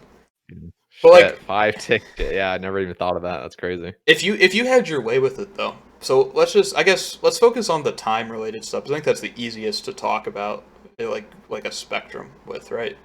Like, how challenging do you want top tier to be, like time related, right? So like just take Inferno for example, right? Where you like for sub 50 you have what, maybe I don't know, maybe 10 people who have done that, something I like that. doubt even Maybe 10 have 10 people even I know, like, probably 10 people have gotten 50 something, but, like, I I can pull swear up I've only the I can pull up the Inferno. I know not everyone's in the Inferno speed Discord, but I can see how many people are up at the top. I'm pretty sure they have that like ranked by like sub 50 hoisted to the top. But I've been in if it it is before, around and it's maybe I think I usually see like 5 or so people there on at any yeah, time. So like let's say it's 10 or less who have done sub okay, 50, let's just say that. and then maybe for Um, sub like 53, maybe I don't know 40 or I 50 people have. personally don't think Grandmaster is gonna be a sub 50, like, that's so ridiculous. Oh, I don't think it's going to be either. Eh, What would you but want it to be though? you're asking. I Yeah. think I think personally Grandmaster is gonna be, like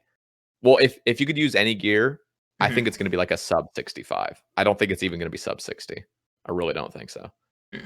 I think it's gonna be like a sub 65, maybe sub 70, just simply because they don't want it. Because it's not like Inferno's the only thing. It's not like because there are certain people in the community that like literally all they do is just Inferno, Inferno, Inferno, Inferno. Like Yeah. that's all they do in the entire game, Hmm. or sometimes like occasional TOBs. But Grandmaster is not just do the Inferno. It's like there's going to be a huge variety of super challenging tasks, and so like the people that can get like sub 60s, like pretty commonly, they've spent so much time there, like, perfecting that to get to that point that, like, they can't like, it's hard for them to do, like, other things. Like, I remember, like, Adwalm, I think, is, like, fucking god of the Inferno, but, like, I remember when he first went to TOB, like, he fucking sucked. I'm pretty sure he was trolling for, like, half of it, but, these things just take a ton of practice. Like, you just have to like, any content you do, you just gotta do it a lot, and then you eventually just get better at it. But Grandmaster, I don't think is just gonna be, like, super crazy where it's like you have to spend weeks or months on certain things. I think it's going to be like 65-minute Inferno, and then it's going to be like be really good at raids, like do like a sub, I don't know, 17 chambers, do a sub something TOB. I wonder if Grandmaster is going to have a solo TOB. I think it will. Yeah, I saw one of the suggestions being do solo top without Blood Fury or Scythe, which would be that's pretty sick. But Yeah. I don't I think that'll be see. I don't think that'll happen. I don't. Yeah, I don't think that. I think it'll just have a solo TOB, and I think Blood Fury is going to carry everyone for it. I do think solo TOB is going to be on there because it's not like super crazy anymore to do that. Yeah, probably. Last time I looked was like shortly after Blood Fury, like a week or two after Blood Fury. I think it was already like 70 or 80 people had done it. So and like a lot, like maybe 15 of those had done it like after the Blood Yeah. Fury, right? So I'm sure by now more than 100 people Yeah, have. yeah. And there's a lot of people that just don't even attempt it. But like if you practice solo TOB, you can do it, especially with a Blood Fury. Like most people that are at that level that just haven't even tried solo TOB. Like personally, I feel like if I spent 3 weeks at TOB trying to solo it, I think like I could eventually do it with a Blood Fury. Yeah.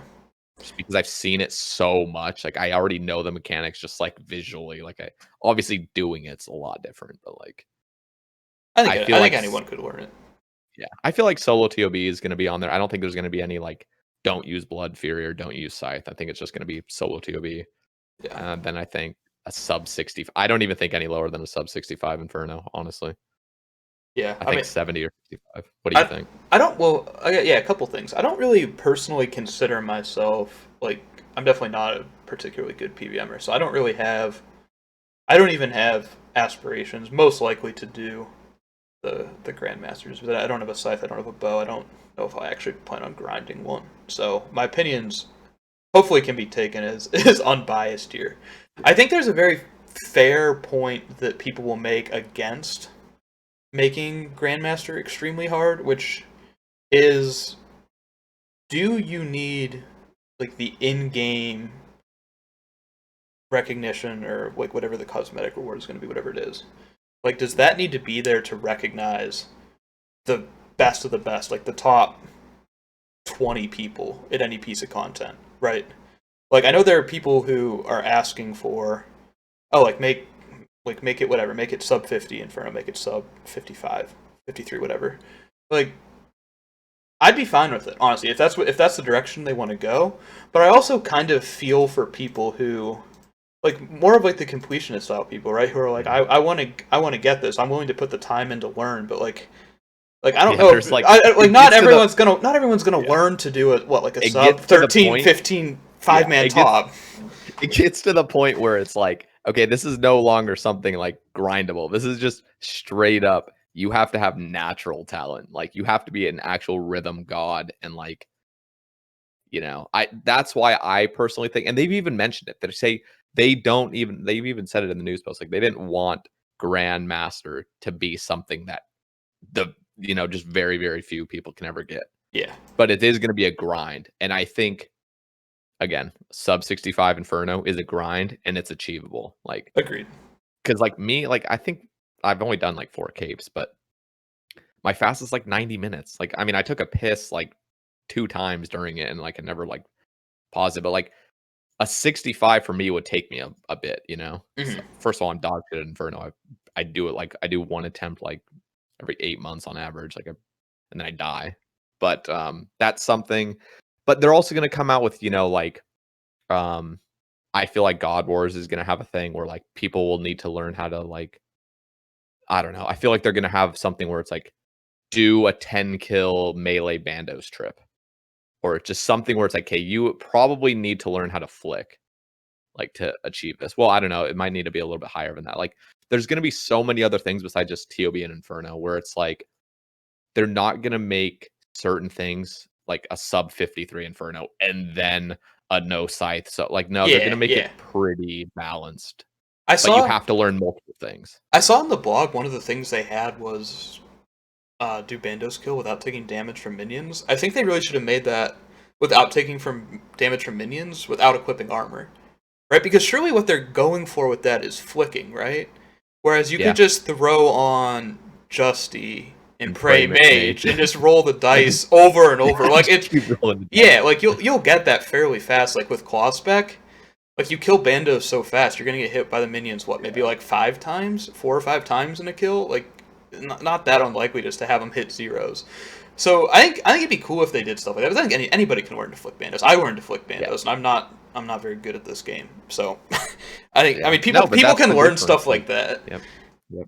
It's just like seriously, like I remember seeing people that were flicking God Wars. I'm like, how the hell did you learn this? And then Hmm. you just give it a shot. You finally get out of your comfort zone, which like I'm honestly like I'm literally through playing RuneScape, I've discovered like the beauty of getting out of your comfort zone. As cringe as that sounds, that RuneScape had to teach me that. Like seriously, when you put yourself completely out of your comfort zone to learn something, it's like really cool what you can like achieve. Like Yeah, I because agree. within like 2 days, I was able to flick Bandos, and I was like, wow, literally 48 hours ago, I never thought I'd ever be able to do this. And then like boom, I just went in there, died a bunch of times, and now I'm like, I got it down. This is So, this is like a subjective standard, so I think people will draw the line in different places. But what I would like to see for the highest tier is that it requires you to be able to do every piece of content with like the best meta, right? Like know how to do the content properly at the highest level, right? So like yeah, know how to top speedrun, know how to Inferno speedrun, know how to do solo chambers fast. Not yep, do it with no tick loss or very yeah, minimal tick loss. Like I exactly, don't think that. I think exactly. at that point, like the difference between going from maybe Inferno is the exception. Because I've heard that there's a huge learning curve with like the different off ticks and stuff. So maybe that's kind of the exception. But like I don't know. Like I've watched people who speedrun top like what when you're like if you're doing fives like what are you learning when you push from a 14-minute to a 13-minute 5-man? I guess maybe 14 is too easy, but like what do you learn from like going from 13:30 to 13-minute flat? Like are you actually learning a new method, or is your team just getting Good RNG. slightly better RNG, maybe slightly better, they got better at Nihil Wave, stuff like that. Like Yeah, I don't know. I don't and think you shouldn't have to be like the best at the yeah, content to get the exactly. time. That'd be my opinion. That's exactly what I feel.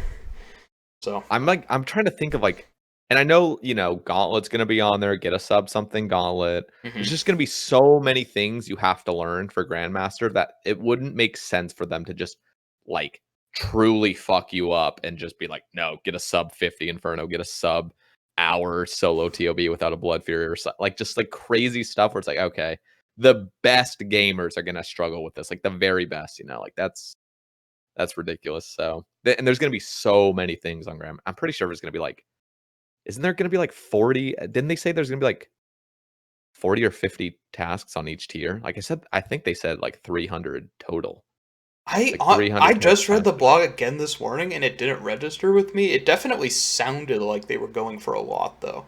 Yeah, like Because I'm they're pretty probably sure it looks like they yeah. wanted to include, well, especially because they're doing the KC tasks, like kill like something X number of times. Oh yeah, yeah, So yeah. they're For the probably going to include, like, I imagine stuff like Zora, for example. Zora is probably going to be on every tier, right? Like from, or maybe not every, maybe not like easy or yeah, maybe whatever. up to like yeah, But like okay. it's going to be like kill it 50 times, kill it, whatever, sub this, sub that for the next tier. Like they're going to include the same content on many tiers. So I wouldn't be at all surprised if it's well over like 200 total tasks. But then again, like you wonder, like I mean, most people like us are probably going to knock out like the first few tiers like almost immediately, unless there's something stupid like I mean, maybe you would find this one, but it's like kill 50 Obor. Like, oh fuck. Maybe, dude, fuck That's Obor. the kind of thing you would do. No, I mean I would do it just to get that stupid club, but like seriously, right now, let me see if I can just show it. Uh, I just typed in exclamation task. Just saying, it's not even showing. But my task is literally kill hill giants out in the wilderness. I just can't be asked. Yeah, I hate. Oh yeah, there it is. I killed 0 out of 110. I'm just like, yeah, Obor is awful. yeah. But yeah, I hope it's there's just not stuff like that, but I hope it's yeah. I mean, we'll knock out probably most of the easy stuff fairly quickly. So I don't know if the overall number of tasks, but it'd be cool if like the top tiers aren't just a couple of tasks, like the very hardest stuff. It'd be cool if there was something from a lot of stuff, like there were like 20 or 30 tasks on the highest level. I think that'd be really cool. If they think they can come up with stuff that's not just a bunch of like artificial yeah, restrictions like yeah, gear, and yeah. we'll see No, though. I and the cool thing is, I'm glad they have master and grandmaster because like I feel like most of the good, at least the rewards I want, just revolve around just completing the elite Yeah. diary, and the fact that there's 2 more above it, I feel very, very confident I can easily just get the elite done out of the way. What do you Like, think? I don't even think Inferno is gonna be, I think maybe Inferno might be on elite just to complete an Inferno, like, have an Infernal cape, Hmm. but, like, it might even just be on Master. Like, I don't know, I'm curious what their leveling's gonna be. Yeah, I wouldn't be surprised if it's not elite. I wouldn't mind it being on elite, but I wouldn't be surprised if it's on Grandmaster. Hey, I wanted to say Let's keep going, but I'm gonna stop recording and start again. We've been going for about an hour and a half, and my OBS is not that reliable when the file sizes get huge. Okay. So I'll match it together for the upload. But I think at least I'm going to just stop and then restart my recording. Okay, perfect. So And it doesn't crash on me now. right before, I need to just tell you, so my audio, I don't think my audio is recording for the first 20 minutes. I think it like glitched out. Ooh. So we'll talk about it after the thing. But yeah, you can. If you didn't get it, I guess I'll cut this out. But I was gonna say we could even upload like each half of it if you wanted to. Yeah, like we'll talk about it afterward. But I think even if, because I would be fine if you just exclusively uploaded it, because I would love like for your channel to get like more recognition, and then if we do another one, it will go to mine or something. We can just switch off. Yeah, we're gonna try to get Um, me to the 300 subscriber ass reveal I've been promising. Yeah, that's reveal. No, but seriously, like, I'd be completely fine if you just uploaded this exclusively, so you can just pause it because I don't think I don't even want to check, but I don't think my audio was recording. Your Okay. audio was, but I don't think mine was for the first like 20 minutes. Yeah, I'll stop it. When I get some water, we'll come back in a minute. Okay, I'm gonna go pee as well. Cool. Part two, baby, part two. We're back. Long awaited return. What were we talking about again? We were in the middle. We were in the middle of the achievement diary post. Okay. We were talking about how difficult it should be. I was actually about to ask you, what do you think if you could turn in infernal capes for elite clues? Somebody's Has they asked that before? asked somebody's yeah, Did like they say no? I've had the question just like just directed toward me, Mm-hmm. and they were saying like, what if you got an elite clue every single cape? Honestly, if you got a guaranteed elite clue every time you completed Zook, I would literally become an Inferno Andy. I would just do the Inferno nonstop. Like, because that would be like the most efficient thing for like elites at that point. Like, What's the time per elite at Sarachnids if you had a mace? it's like 70 minutes. Okay. But so Sarachnis still would be kind of better because you get hard clues and you're getting loot, obviously. Mm-hmm. Um, but honestly, like if they seriously had like a guaranteed elite from a cape, because somebody was saying like, what if you had like a 50-50 shot? Then I would say no. Like it would literally have to be every single cape would be a guaranteed elite for me to ever do it. Yeah. But I already know that's never gonna happen, so I don't have to think about it. But Probably not. I think I would like it more if it was turning the cape for it, just so that you're like oh sacrificing the yeah, pet chance instead. But I mean, at true. that point, if you're doing Inferno for elites, then you're doing enough Inferno. You're going to get to pet rate fairly fast. Oh yeah, It's not a long pet. yeah. It's not. Just a matter of effort. Here's my gripe about the combat achievement diaries. Yeah. Okay, so they're planning on making it so whenever a new piece of content comes out, they add it to it. And I'm assuming that's going to get rid of all your perks that you Mm. currently have, because they've said that they're going to be doing that. Like but they're not going to do it immediately. Like when they release a new piece of content, Husky was saying in the last Q&A that they're like, if they ever come out with like raids 3, for example, then they'll give it a few months to like knock out all the little issues with the content and stuff and make sure it's completely fair, and then add it to the achievement diaries or Hmm. to the combat achievements. And I don't know if I like that. I don't like that. I think it should be set where it is. As silly as that sounds, that there's going to be new things coming out and it's not in the diaries, like it's the same thing we have with achievement diaries. Like they're not adding new stuff to the achievement diaries all the time. Like that would be so obnoxious if it was just like, Hmm. oh, here's a new thing, like time to go do this. Like that's just my opinion. I'm curious what you think about them, because it's just like the perks. Like for example, like the elite clue perk. If there's a new piece of content and it just adds to every single tier again, and I have to do that before I like continue my thing, it's just like, I know they already do it with like the quest cape, where it's like whenever a new quest comes out, you can't use your quest cape or like music cape and stuff. But I don't like it coming from combat achievements. I feel like it's kind of obnoxious. Okay, yeah, there's a couple things there. So I think for me the bigger concern would be, well, I guess yeah, I'm obviously being forced to do new content. I don't know how prevalent or how hard they plan to go with the KC tasks. I'd be pretty bugged if you lost all the perks and had to do, like, I don't know what tier this would be, maybe like master, like 100 or 500 or 250, whatever, of Yeah. like the new raids, like something Yeah. that's just a huge time requirement. I would say if I had to decide right now, like if I was the game designers, I would maybe say let it lose. You lose whatever the cosmetics are. So like you can't equip whatever the thing is. You can't. I don't know if But I you don't know how you, can yeah, keep the perk, lose the cosmetic. If I had to draw the line somewhere, I don't know how that's going to work with. I don't know exactly how they plan to have, especially the cosmetic stuff work. Like if it's a pet transmog, like does your pet de-transmog? Like I don't know. Yeah, But just weird. I think keeping the perk is probably fine. Yeah, I mean, I'd be fine with keeping the perk. I probably won't be too upset if I lose it because I don't think the perk's gonna be that important for how I play. But I mean, I definitely see the frustration. Hopefully at least for elite tier, hopefully that should be fairly straightforward. I don't Yeah, know what it's they're gonna just, release that's gonna be a huge time requirement to get an elite, but yeah, I feel your concern with it. yeah. It's just something that's like, I mean, if it's only like, once every 6 months that something's updated, like that's fine. But I'm scared there's gonna be like, there's gonna be like randomly this like new little boss that comes out from a quest.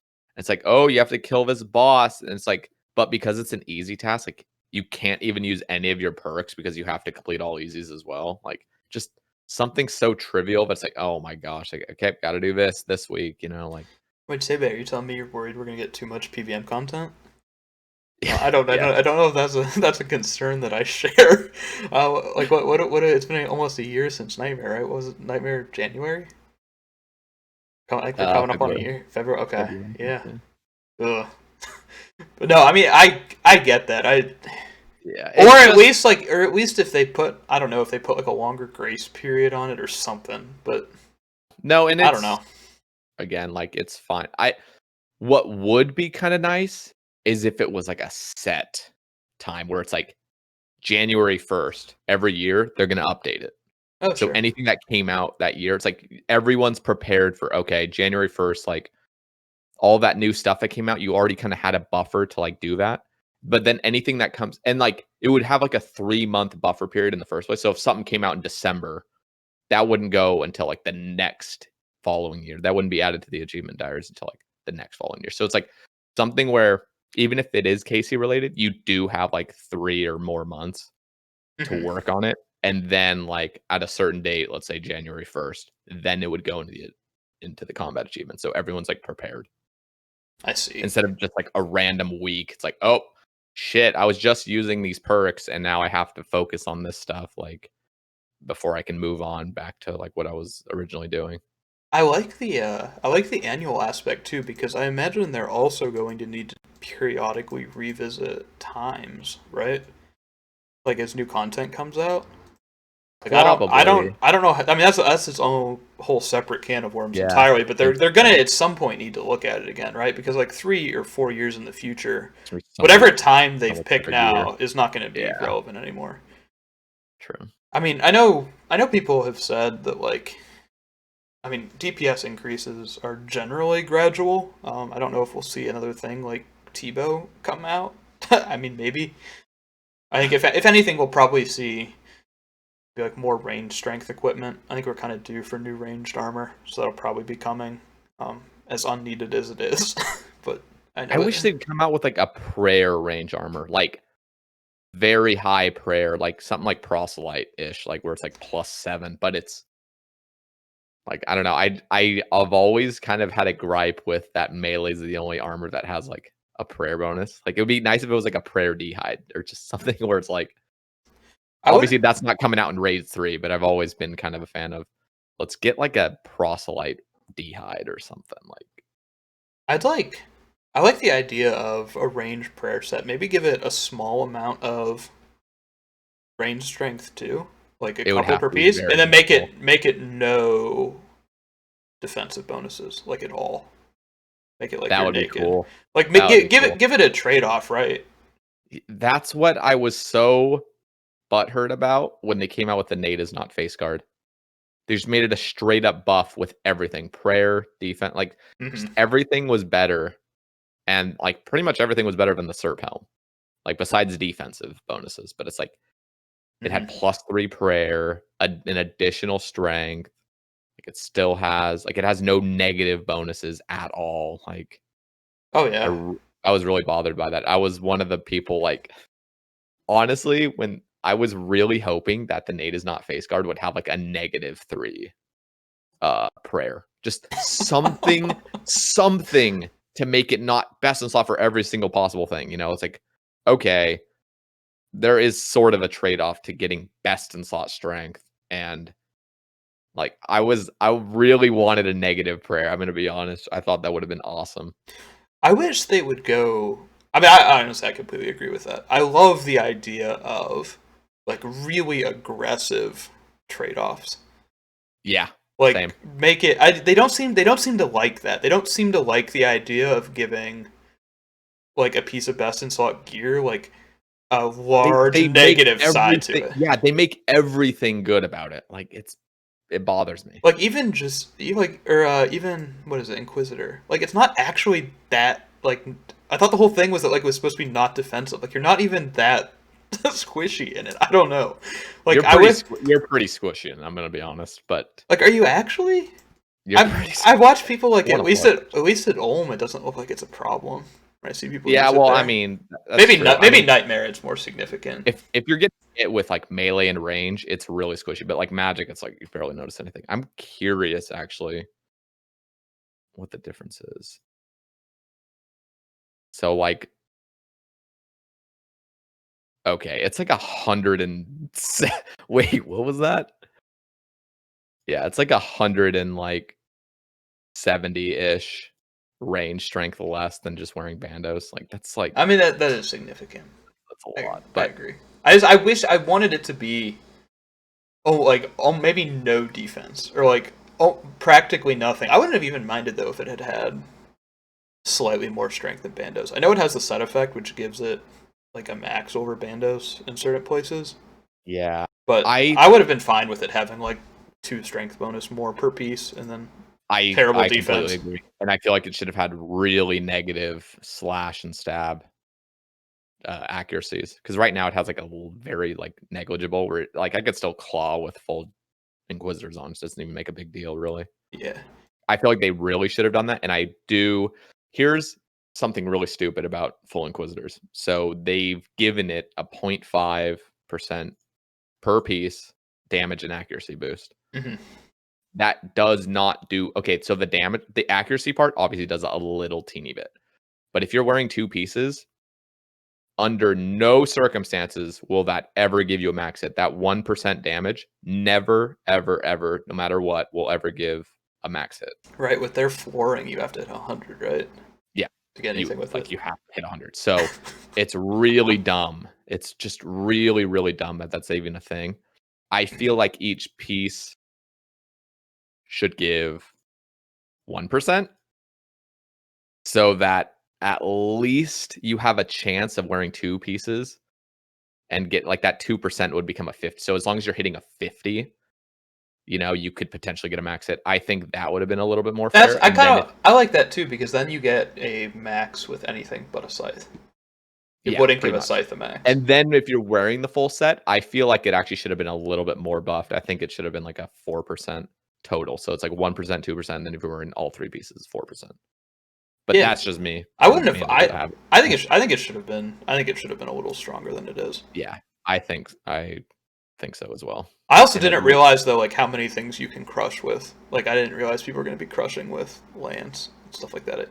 I don't know what they can do about it, but I don't know. I dislike that random things like that become best yeah. with crush. I know this is like way off topic, but I hate that the Dragon Hunter Lance ever came out. I'm not. I hate that weapon. Part of me likes it, part of me hates it. I wish, honestly, you know what? I like it in the game. I wish it didn't work at raids. I love that in the Vorkath era, you don't have to raid for an RNG drop to skill efficiently. I think that's really good. That's where it also comes back down to, is it's not just the lance, it's the Dragon Hunter crossbow as well, and it's also the blowpipe. I feel like obviously blowpipe's like the root of all of it, because like the only reason they buffed the Dragon Hunter crossbow was because of the blowpipe. Like it was just better. Do you dislike the Dragon Hunter crossbow though? Do you wish that wasn't in the game? I think it's way too OP. Do you actually though? Yeah. I don't think it's weak, but I don't think it's OP. It's not super OP because now there's a Dragon Hunter Lance and other things, but like it did not need isn't it 30% damage? Yeah, which remember when people wanted Lance to go to 30% to match crossbow? That would have been so bad, dude. Okay. No, it just bothers me because it's just there are so many Dragonkin or Dragonbane or whatever monsters in the game. Like it's just like that's the weapon you use. Like you have to use a lance. Like the Blade of Saeldor, garbage. Like Rapier, garbage against them. Like you just don't use that stuff, which is just so sad. Like I remember Hosta, like a Hosta was like the dragon killing thing, you know? Like a normal Hosta was like best in slot against dragons. But like it really makes me sad that like I don't know. I really hate that. I know they try to make it a niche just against dragons, but there's so many things that are dragons. It's you can make your task list like entirely dragons, barrage tasks, and then dark beasts and black dragons. But I guess you use lance there too, but it's the point task. Yeah, which it just bought. I really wish a blowpipe had just like they just went to the cause of a blow. Like they went to the root of the blowpipe before ever touching Dragon Hunter crossbow and before ever even coming out with a Dragon Hunter Lance. I hate it because like seriously, blowpipe, it should be good. Like it should be really good. And I feel like it should still be 2-tick, but I feel like its accuracy should be like heavily reduced. So if you're ever attacking something that's like super tanky, it's not good against it, but it's still really good against like squishy monsters. Like that's what I feel like the change should have been. But I mean, here we are. Yeah. I mean, yeah, I guess I'm imagining how much of a pain Inferno would have been without blowpipe, but I do completely agree that it's too strong. I will say, and I think going back to the thing about the lance as well, especially at Chambers, this is something I touched on, I think, when I talked with Foddy. It's been a while, so I don't remember for sure. But we were talking about the idea of stronger weapons and just like stronger gear in general, like killing nuance in PvM methods. Like how like the skill cap for doing melee hand now with a lance, like you can actually just fuck it up constantly and it's not a problem. Yep, you could literally just stand there. Yeah, you fuck up if you fuck up 4-1, like getting into it once, and then like have to go through the process of trying to set it back up again, like the hand can already be 2/3 dead. Like there's not like you don't have to. Yeah, it makes the content less interesting. Like there's better. Like I don't mind that your raid is now a minute faster. Like that's not what I care about. It just seems. I don't know. It's less interesting to me using stuff. I know, no, it is, and I completely agree. And like you were even, I remember listening to I literally just listened to it last night, and guys were talking about like Zammy, how like at this point in the game, if you have best in slot strength and max gear, it's like, dude, you can just literally not even move. You can just click Zammy once, and he's dead in like 7 hits, and you basically did just. Like without any brain function whatsoever, you basically did just as well as you would have done like flicking, basically. Like like it gets to that point where the gear upgrades are just so insane that it's just everything becomes really easy. And it makes me sad because I remember when raids like first came out, tent whips were the thing, you know. But if you didn't have a tent whip, you know, you could just use a normal whip, or you could just use a Hosta, or you could use like a bludgeon even. Like you could just there wasn't that big of a gap between these things, but the lance comes out and it just is so much more OP than every other thing. Like rapier's garbage now against this. Like why would you ever use a rapier in there? It just really makes me sad that there's one weapon now. Don't Yeah. use anything else, or else it's just garbage. I don't love Scythe, to be honest. I have some issues with it, but I did like the brief period we got from, what was it, July to like November, where Top was out, but before Lowlands, where you had like Scythe was obviously best in slot versus melee hand, but it was like quite expensive to use. So people Yep. were going with Rapier, and like I felt like you had like meaningful trade offs there. Which Yeah, I know you did. people I know you still Scythe now, like in speedruns, but like outside of that, like who Scythe's Like, melee, what's the and point? like it just Yeah. yeah. Now it really makes me sad. That's just I remember, Dragon Hunter. Like, I hate it. I hate it. I remember I was talking with Zeroth when he was doing some of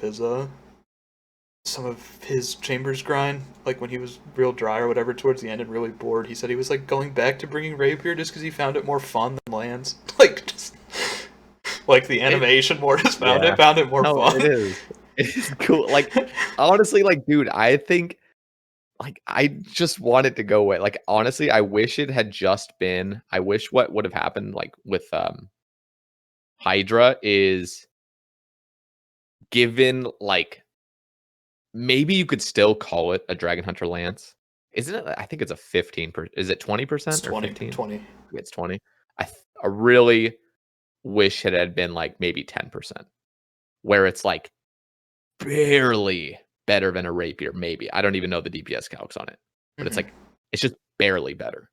Where it's like, okay, this is still best in slot, but you do not need it under any circumstance. Like you're completely fine with a Rapier, a Mace, or a Sail Door. Like those three weapons I really like because they each have it's like their own attack style, and those are like just barely better than like an abyssal or like abyssal tentacle, Mhm.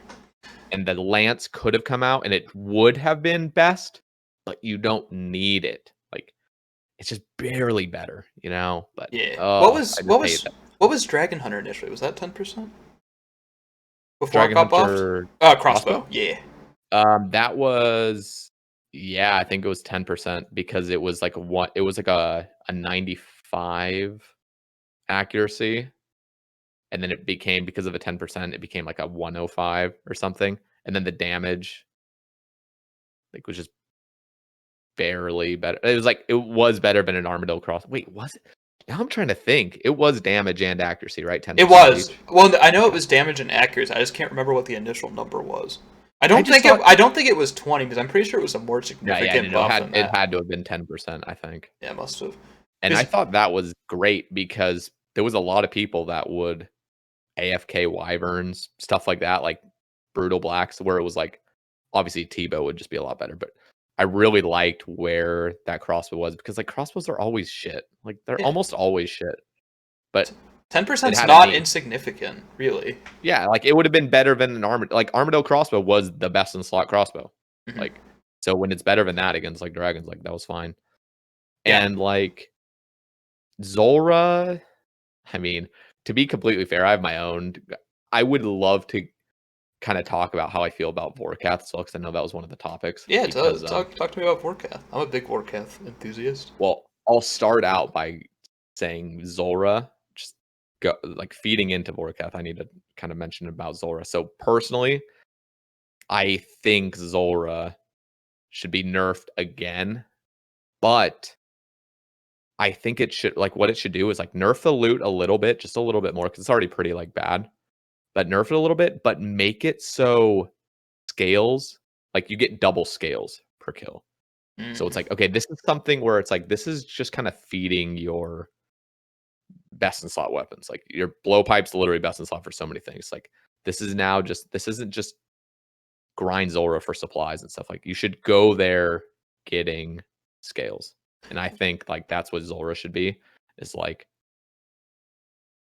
nerf the loot a little bit more, but give it more scales. Well, let me ask you this: is that not the point where we're already at? I feel like people don't do Zulrah. Maybe hardcores because they have their revive, but like, do regular Ironmen do Zulrah for the loot anymore? I feel like they just do it for I uniques and probably not. scales already.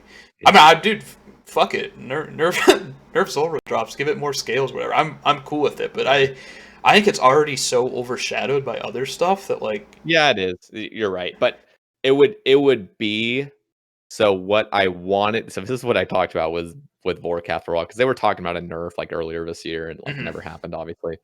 But my personal thing, and again, there's a lot like there's so much on my mind right now. Like I just want to like hop around to different things, but Yeah, like I mean, go for it. We have plenty of time. similar to smithing. Like okay, so smithing, everybody thinks like it has to be gold ore. Just it's gold ore. It's Mhm. gold ore. Like so, we now have to balance a new piece of content around what the maximum is of shop hopping. Like I hate that. I hate that. Like because the rate isn't it like 300k EHP for like the ultimate Yeah, Ironman. like 2 people can do it at a time, but yeah, you can get like Yeah, even like like 320. It's fast as 320. fuck. Damn. Yeah. Okay, that's crazy. You'll just To have nothing. you'll destroy your wrist doing it, dropping gold Oh bars, yeah, but I like bet. yeah, you can get the rate. It's crazy because like that's what we now need to match, and I don't like that attitude. Like I don't like that. That's not a good method. Like everybody agrees, like that's an AIDS method, and they should fix it. But they need to fix it by making it 300k an hour. Like I don't like that. And what my thing with Vorkath is, it kind of is like that. I feel like the Vorkath nerf should be if you want to enter Vorkath, you have to get a Vorkath key. And I think killing like 10, I think like it should have a key on the normal blue dragon drop table where it's like you have to kill blue dragons and you can get stackable keys and those will like let you. I have not thought this through all the way. So I'd love to hear like your feedback and stuff. But like this is something I thought about where it's like, why can't it kind of be like a KC based thing where it's like, okay, you can't just have unlimited time and going into Vorkath because it's OP as fuck. Like we all agree. It's like the loot is like crazy. And to do it on task as well is just nuts. I think it would be really cool as if you had like that balance of, okay, you want to go kill Vorkath? Well, some of the kills you're going to have to go to blue dragons to get keys just to kill Vorkath. And so it balances out because right now it's like, and I understand that's completely unfair for new Ironmen, but that's not how I'm going off of it. It's like I'm Mhm. not going off, oh, let's make it fair for the people that didn't already camp 40k Vorkath. It's like, I just feel like that's how it should have been initially, where it's not just an endless campable thing, but it's like it's like a privilege to like go kill Vorkath, where it's like you Mhm. have to earn keys. It's similar. I mean, I also wish Grotesque Guardians had kind of been like that, where it's like you kind of have to kill gargoyles for keys, and then like every time you want to enter, you got to get another key or something. But as tedious as that sounds, that's kind of where I was wanting it to go. Yeah, well, a lot of things to touch on there. First thing, if it's a key meta for Vorkath, then that's another place to use the Blood Fury. Catch me doing Yeah, 10 no, kill trips with my exactly. Blood Fury, It. burning through those Yep. shards. Yep. You would But actually be using like more supplies, like just because you want to extend your Vorkath like as much as possible. I don't know. I like the But idea. Well, okay, I don't advocate for Vorkath nerf because I'm selfish, right? yeah. The Iron Man meta is Vorkath. I don't want the meta to change. That being said, I do think it would be just like objectively healthier for both Iron Man mode and main game for it to get nerfed. A lot of ways you could do it. You could do the keys. I actually kind of like that idea, but I think mains would read too much about that. So I don't know if I see that. Yeah, that's I true. think It there's is a very I think there's a opinionated. lot of things you could do to make it more fair. I'd take if I had to nerf it, I'd probably take grapes off the table. Maybe make it one bone. I don't know if you need to nerf the bones. I would make it, well, if it was just simply a nerf, I would make it one drop. Like it would just have one, it would still have double bone. That's fine, but just give it one roll on the drop table. And I know that's like big time. That's obviously like almost like I a think it'd be 50% fine. nerf. Honestly, I think that'd be fine. I want it to still be worth doing on task. I'd like it to be efficient enough that it's worth doing on your Slayer task list. But I just wish it wasn't meta defining strong. Yeah, Which I also think there's so many other cool bosses you can do for money that are just so overshadowed. Like I think doing like Sire or Grotesques or Maybe just those two are their other Slayer bosses. They're a Serb. Serb is good. Serb is real good if you have the weapons and gear for it. Yeah. Like I think diverse. Like I think I said this with Vadi as well, but I love the idea that the most efficient way to get just raw GP on Ironman is to do PvM. I think it just makes it more interesting. I've always kind of liked that there's the PvM integration into Ironman mode. I think it just diversifies the gameplay. It makes it more fun. But Yeah. you lose that diversity when one thing is 5 times better than any other boss. So, yeah. I feel like that would be a good nerf. You know what's sad though is how PvM like actually is more OP than doing the actual skilling method to get a certain resource. Like it's sad that you would actually get more resources just by like basically PvMing, like to get a specific resource. That's always bothered me. Yeah. It's like, if you wanted like U logs, you do not chop U logs. There's like, even though that would make sense in like a normal game. Oh, you want U logs? Go chop U logs. Like, no, first of all, why would you want U logs? But I'm just giving that as an example. It's like why isn't the source, like the actual source, the best in slot way to get it? It's like, no, I do agree, but I also don't know if the game would be interesting if, like, let's say there's a hypothetical world where you can't do darts, you can't do broad arrows, like your fletching is just fletching bows. It's fletching bows, cutting logs. But like, let's say you couldn't get logs from PvM or Kingdom. Like, would I be excited to spend 400 hours AFKing Maples to do fletching? It would make the game it'd make the game economy cycle like make more sense, right? It would be like, this is your production skill and this is the gathering skill that pairs with it. And it makes sense and everybody understands it and agrees it's good. But like, I don't know if I actually want to play that game. Yeah, no, I agree with you in a sense.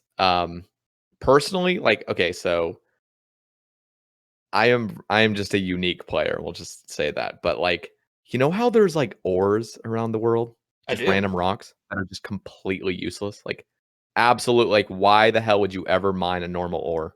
There's like mini games for it now. There's like, just do volcanic mine or just drop it. Like, why would you ever mine for ore? Just get it from other bosses. But like, I feel like something, again, there's always going to be bots in this game. So something is simple. Like, I feel like people are like, no, it needs to be like challenging. It needs to like involve thought. So bots can't. Like, okay, bots will do anything. Like bots have gotten to the point where they do nightmare. It's like, or TOB even. I've heard there's literally TOB bots. They'll just do TOB. But so like disregarding the whole bot point of view where like things can be botted, I really feel like they should rework how ores work in the game. Where like, okay, so obviously you've done like 3-tick 4G and stuff. Like you understand that is a 3-tick cycle, whereas like most ores have a tick delay. So yeah, I actually learned that not that long ago, and it kind of blew my mind because everything I'd ever power mined, like iron, granite, like it doesn't have that delay. I didn't even realize that you had like a tick delay. It feels so bad. No, it's what, like, I remember watching your video about 4-tick gem mine. Like that's the first thing I saw of 4-tick gem mining was your video. And like that is the perfect definition of this has a tick delay after every single. That's the reason it has to be 4-tick is because there's a tick delay. Well, I'm not trying to get technical. Gem mining is also weird though because the delay is before the success. So even that feels better. Like I tried doing 3-tick the lova kite ore. I was gonna test that the is set so because the delay is at the end. It's a tick after the XP drop. So the reacting is so awkward because that's. I hate that. I could get used to the gem mining cycle. That wasn't bad because you just realize that you just wait before you see the XP drop. As soon as you got the XP drop, you keep going. And the other good thing about gems is like it's so common to get a successful, one of the successful rolls, like because you get 2 rolls. Mm-hmm. Like it's so common that like it doesn't really bother. Like there's the occasional like once every like 100 rocks that you'll fail it and then like it throws your cycle off because you can't just continue the 4-tick after you failed. Yeah, which is really annoying. But yeah, like lova kite's just so aids. I tried that. Trust me, it's just like not fun. I don't want Jagex to touch anything with rocks because I don't trust them to actually leave things the way they are. But if they could, I think, like, what does it hurt if they just remove that delay? Like, do they know how to do that? Like, I I'd be I just like, really why not, right? Like, why not just toss people who Yep. actually mine rocks a bone? Yep. No, I really wish they would get rid of that delay on every rock. Now, if they did that, first of all, like gem mining would become like 120K an hour, Hell yeah. and it would be fun. Like, oh, the speed, like just zooming through it, not 4 tick, it's 3 tick now. Like, imagine that. You'd have to do Like, the full cycle too. That'd be fun. You couldn't yeah, do the half cycle. you could Is the still time probably that do the half. short?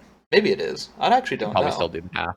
Okay. I think so. That'd be really fun though. No Yeah, dropping. like, and the other thing I really wish and here's the other thing, is I wish gold ore mining, traditional mining was a thing, but I feel like they should nerf, or they should make it so gold ore doesn't take as long to mine just in general, and make it 3 tick, because there's two spot, and make it respawn quicker, because listen, like crafting guild, there's like some gold ore there. If you could just continually mine that and it respawns quick enough and it's a 3 tick cycle, it would change, like it would change mining and smithing. Like, you would get basically the same rates. Well, depending on how like successful you are getting an ore. If they made it like extremely successful to mine a gold ore, that could be the new meta, where it's like, instead of 3 tick 4G where you're dropping stuff, you 3 tick 4G gold. Like, Yeah, that'd be so you fun. you do that and you get gold, and that's how you bank gold, instead of just making it a shot buying thing, because that would probably be efficient. Think about it. Like, if you're getting mining EHP with banking this like gold ore, that would probably end up being like meta. And I also think there's a place in Brimhaven, that little gold Yeah. ring horseshoe. hmm Like, what if there was like a little deposit box there too? So it's just like another spot dedicated to gold ore, and it's a 3 tick cycle. So like, the new meta is like, you're actually mining for resources that's going to help you, and it's efficient, because you're going to bank all this gold ore and you're getting really high mining rates, like probably 90K or so, or 80K, whatever it'll be. No, I actually really like that idea. I remember talking with people about the gold mine in the where is that, the place where you have to wear the gold helmet to go in, Yeah, the yeah, dwarf I know what area. you're talking about. I remember people talking about making it so, like, just from even those rocks only, like the things you mine there, just give it like concentrated gold, make it so you can like turn in what you get there for like 10 gold each or whatever. Like, Yeah, you could balance something like that where it doesn't even have to be better than the ultimate Ironman gold method. Because the but at thing least it's is, kind yeah, of like if even so, like what, like I'm pretty sure regular buying and banking gold, which is what 99% of people do, that's like somewhere around 200k smithing, right? If you're pretty good, maybe a little higher yeah, than 200k. Like, you could make another method that's not involving doing that and hating yourself and make it 150k effective, like when you include the mining XP, and people would flock to that. Nobody wants to buy gold. Let people like me and the others, like, let us kill ourselves doing the stupid world hopping shit. Like, you don't have to make a method compete with that. People yeah. don't want to play like that. Give them an option. Make them actually mine gold before smithing it. Like, I don't know. I think there's so many cool things they could do with that. Yeah. I wish they cared. I don't think. I And honestly, I don't know why Iron Men don't whine more. Like, why are we whining about God Wars instances before we're whining about how smithing's a dog shit skill? Like, I know you and I have whined about it, but why? Like, I yeah, don't know. There's like no community downside to that either. I yep. just wish that outrage was more there, because Jagex would actually listen if like casual Iron Man players were pissed about smithing, but they seem No, fine and with it. I also think, like, going just back to that 3 tick rocks. hmm Do you Does anyone even remember that there's an actual like coal truck service, like west of Sears Village? Like, I it's know like it's there. I don't know a how it coal works. blades. Like, imagine you could actually, like, okay, first of all, I think coal mining would be great, is if first just get rid of the tick delay, make it respawn faster, make it more successful. Imagine you could just 3 tick coal, but there's like maybe a new glove that gives double coal per thing. So it's like you can actually coal mine, and like, I don't know, if you needed coal. I'm not saying this would be like meta or anything, but it's like, if you needed coal, it's like, why not make coal mining like a dedicated thing? And then I don't know, there's so much like potential for like stuff that's already in the game. Like, why not just get rid of the tick delay, make it so you can actually mine gold ore, maybe 80K an hour, bank a shit ton of gold ore, Mm-hmm. and like make that like a meta. Like make not it wouldn't probably be the meta, it'd probably still be 3-tick 4G, but very close. Like, and it still involves a lot of effort. So I know you were talking to, I think it was either Vatty or Lug, but you were talking about like the Sandstorm update. Mm-hmm. Um, and I know they completely just did not get the numbers right that they were asking for. Mm-hmm. But I really do appreciate, um, even though it's a little bit more OP than I would like. I don't even think it's that OP, honestly. I It's think not it's that OP. Like, what is crafting? I think EHP is 108, and before yeah, something charters like that. hopping was like 95. I honestly think it's fine. Really. Isn't charters even more than 108K though? Like if you're, or isn't it like just like 108K? Uh, I am You're like honestly fast enough to get it? not sure. I know I got like around 95K with like a fair amount of effort, but I was still Is probably that like losing empty ticks. worlds or were you competing? Close to empty. This was a long time ago. I did charters in like 2016. I So never actually yeah. like checked, to be honest, but like I thought that was a great update because they didn't add a mini game to get sand. Like they didn't add some weird like thing. It's like the traditional, this is sandstone. This should have a use. Like I thought it was great. Like seriously, they didn't have to make some weird artificial thing where it's like, I don't know, some mini game. Like I don't like it when they have to make mini games and stuff. I'm super sketched out about the water Todd or fishing Todd Oh, mini game. I It haven't sounds even. exactly like Wonder Todd, dude. I haven't even read the blog. It's scaring I'll me. see what it is when it actually comes in the game. I'm not excited myself though. But yeah, I I'm think Sandstone was fine. I think it could have been 10 or 15% worse, but honestly, I think where it's at right now yeah, is yeah. perfectly fine. I really don't have an issue with it. If that's the way they're going to speed up skills, where it's 10% faster than the old meta, you don't have to world hop, but you have to 3-tick to get best raise. That's honestly, I could live with that. That's Yeah. fine with me.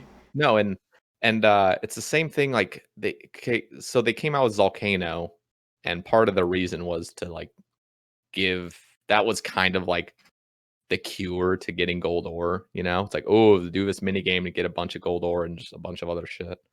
Hate that, by the way. Just hate that mini game. Yeah, Volcano's I garbage. I hate Volcano, but like you get so much fucking ore. Like it's like obviously it's inefficient, but like you get so much ore. Like you get like literally 700 noted gold ore just for doing brain dead shit with some Venezuelans. Like it's just like stupid. Hmm. But like I really, really wish they would.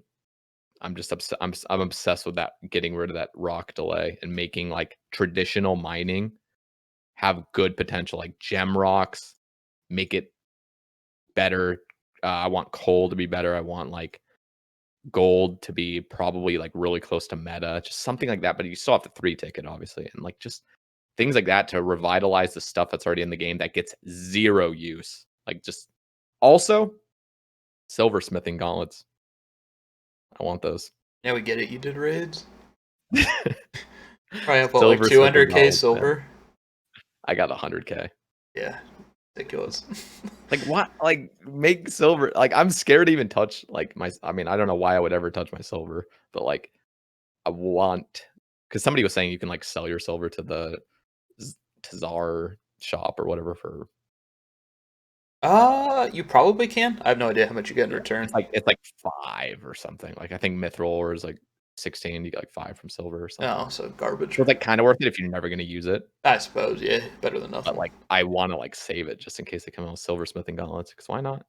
It would actually be fairly big for crafting as well, right? I mean, I know it's like worse than blowing glass, but like if you had Yeah, 50 infinite XP or silver 55 bars, or something. yeah, it's like 52 for doing a TR. You can probably make like 1600 an hour. Not bad. Yeah. I know people who do that already. There are people who do temple trekking for silver bars and do crafting because it's so AFK that way. One of my buddies who keeps making hardcores, I'm pretty sure he has like 4 accounts that he did tortures on, and I think he did silver on all of them. You know what I Gross. want them to you know what I want them to come out with? What's that? Hard mode temple trekking. Like hard mode temple trekking. And like good rewards. Like I actually want them to like update temple trekking again and give it like insane route where it's like you got to be really like focused and good at the content, and then you get like rewarded like better. And I want them to give me air orbs. Like give me air orbs, man. give me air orbs, man, please. No, but I actually really so I did temple trekking when I was like an early Ironman. I loved it. I literally loved it. It was so much fun. It actually is fun. I did it during leagues. I did it for crafting. It was pretty fun. I wish they'd come out with an insane mode where it's like you got to like start like ice barrage and shit because there's so much stuff coming or something like.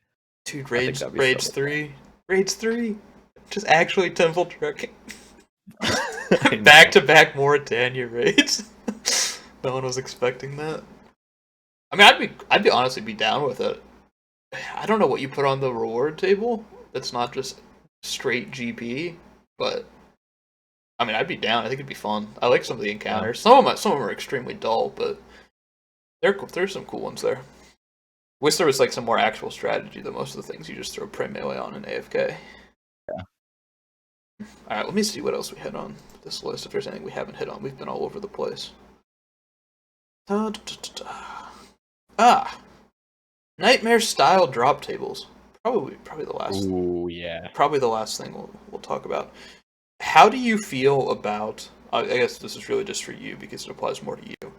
Do you think drop tables on bosses should be made in such a way that they're realistically completable for either like a collection log or an Ironman? Or is it okay to do Nightmare style, but even maybe more extreme than that, where drops are all very rare and realistically you're not going to get them all? Yeah, this is okay. So there's a difference, first of all, between raids and Nightmare. What's the difference? Well, one's less fun. Yeah, as a starting point. The reason is because it's so tedious. Like Nightmare is actually tedious. It's the same thing over. Like there's like obviously that's kind of debatable. Like you could say all of RuneScape's the same thing over and over, but it's like no, raids. I'd say raids is way more diverse. Yeah, like raids is like there's different rooms and stuff, and you go through it. Same with TOB, it's like different little things you do, but like Nightmare is the same thing. And if you're doing it the most efficient way, which is soloing, it is just extremely tedious. So drop rates, like I think Nightmare is like ridiculously stupid drop rates, especially like going dry. Like I'm terrified of going dry for a mace. Like I already am dry for a mace, but like I'm terrified of going like dry, like 6 times rate or just something stupid, which can easily happen. And that becomes 3,000 hours to just get unlucky. Where it's like, okay, you could have actually gotten like a couple 200 mils, like literally, with the time you're just spending trying to get a mace or something. Yeah, I would definitely agree that. Yeah, I don't like the drop table like that for a single boss. But let me toss you a hypothetical one. What if Raids 3 comes out? It has 20 drops. Let's say they come up with, throwing it back to like Chambers era, where they come up with lots of different stuff. Some of it more niche, others some strong. Let's say it's 1,000, or maybe it's like 2,000 hours to complete. Like, is that good for the game? Is that bad for the game? How do you feel about that? Well, I'm trying to think. How many hours is it to complete Nightmare solo? Like, you'd have to tell me that one. I know Chambers is what, like 2,200. Yeah. Well, Chambers with pet. I don't know Chambers with pet rate.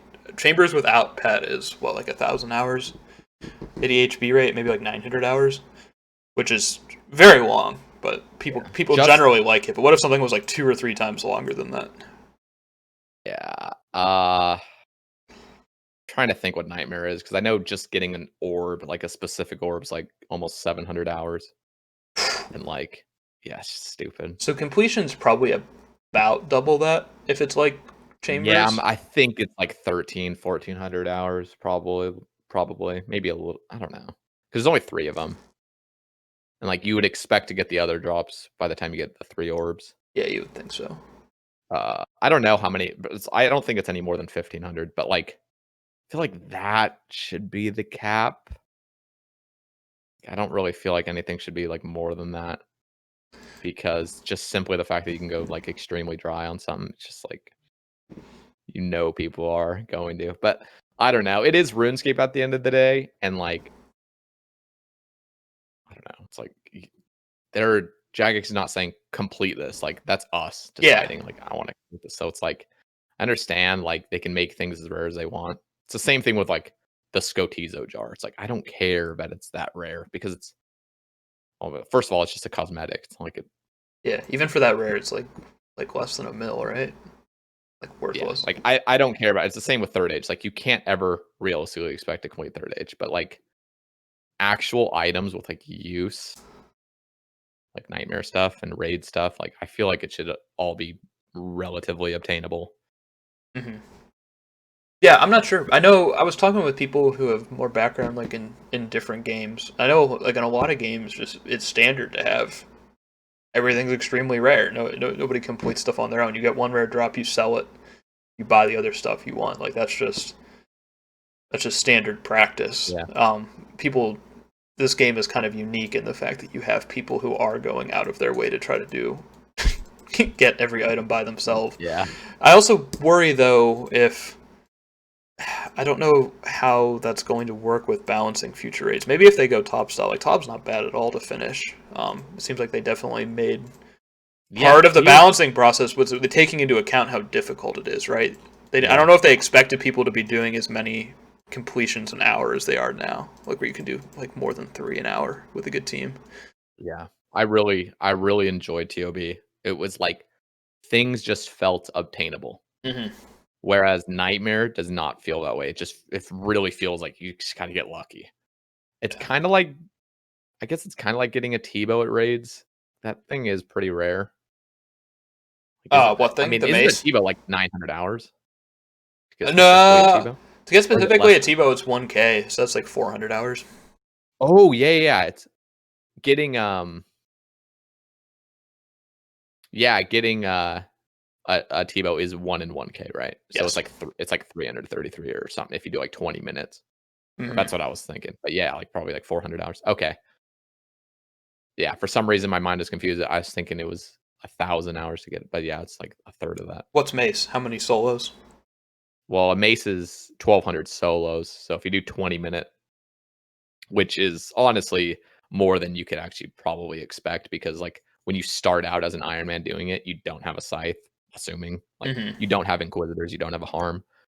So like my kills were like above 20 minutes most of the time. So like Ugh. even if you said 3 an hour and you never died and you discounted all your time banking, like that's still 400 hours, like perfectly efficiently. But I would say more like 500 hours just with your occasional deaths, banking, just getting your gear upgrades. Like, I don't know, maybe 450 hours. But yeah, I mean, I know Nightmare is kind of in a unique spot where it's pretty generally disliked. So I don't think either of us or many people would say like we need more stuff like Nightmare. Like give me more. Yeah.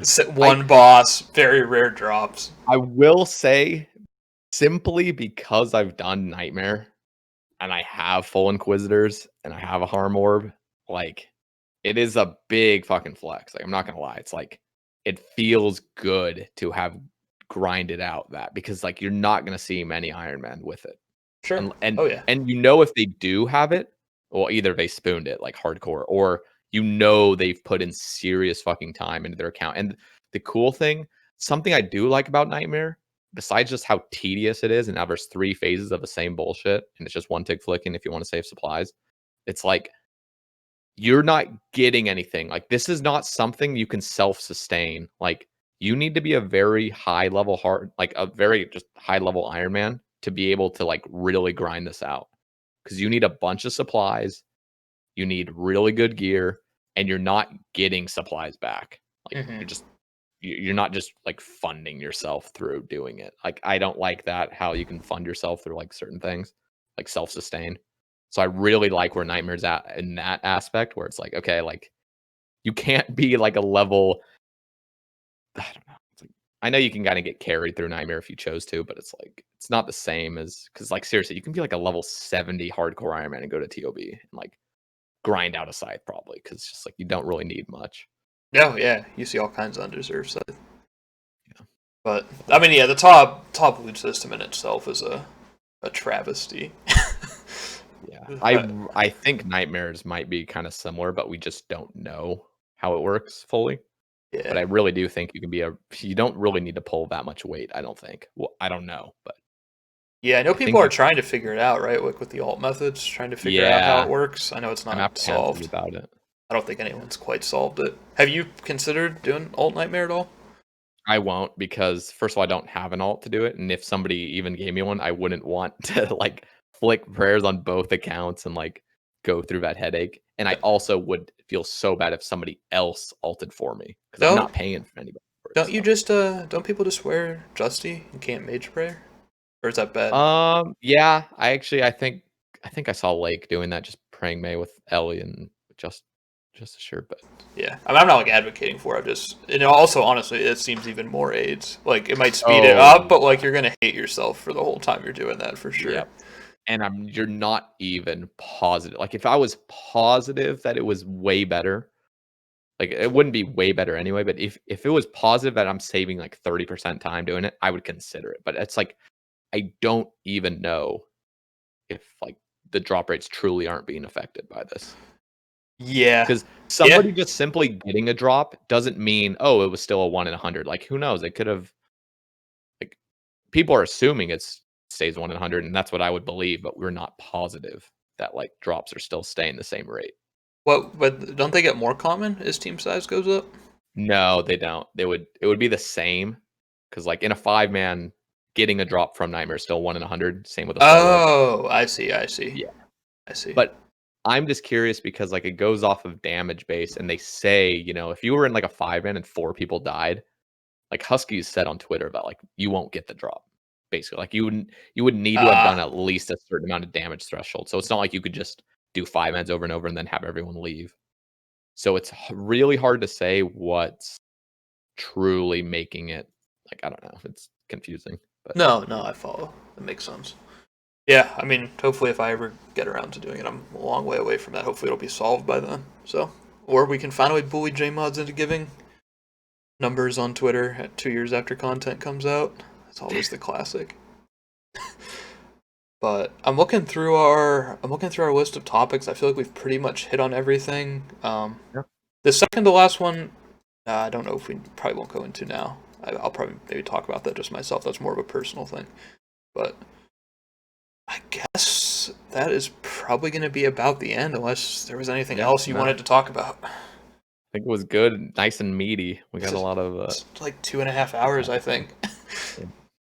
Actually eclipsed the last one. I didn't think I was going to do one longer than the Vati one because I felt like we brought up so much unplanned stuff in that one. But Yeah. this might have to be the cap. I don't know if I'll make any any rambles longer than 2.5 hours. This might have to be about the limit. Yeah, and that's like even passing 2 hours, most people watching would probably not even watch the whole thing. I Yeah, would. if you listen to the very end, sound off in the YouTube comments. If you made it to the end, I'd love to see if any of you actually listened to this whole thing. Like, good on you if you did. I respect it.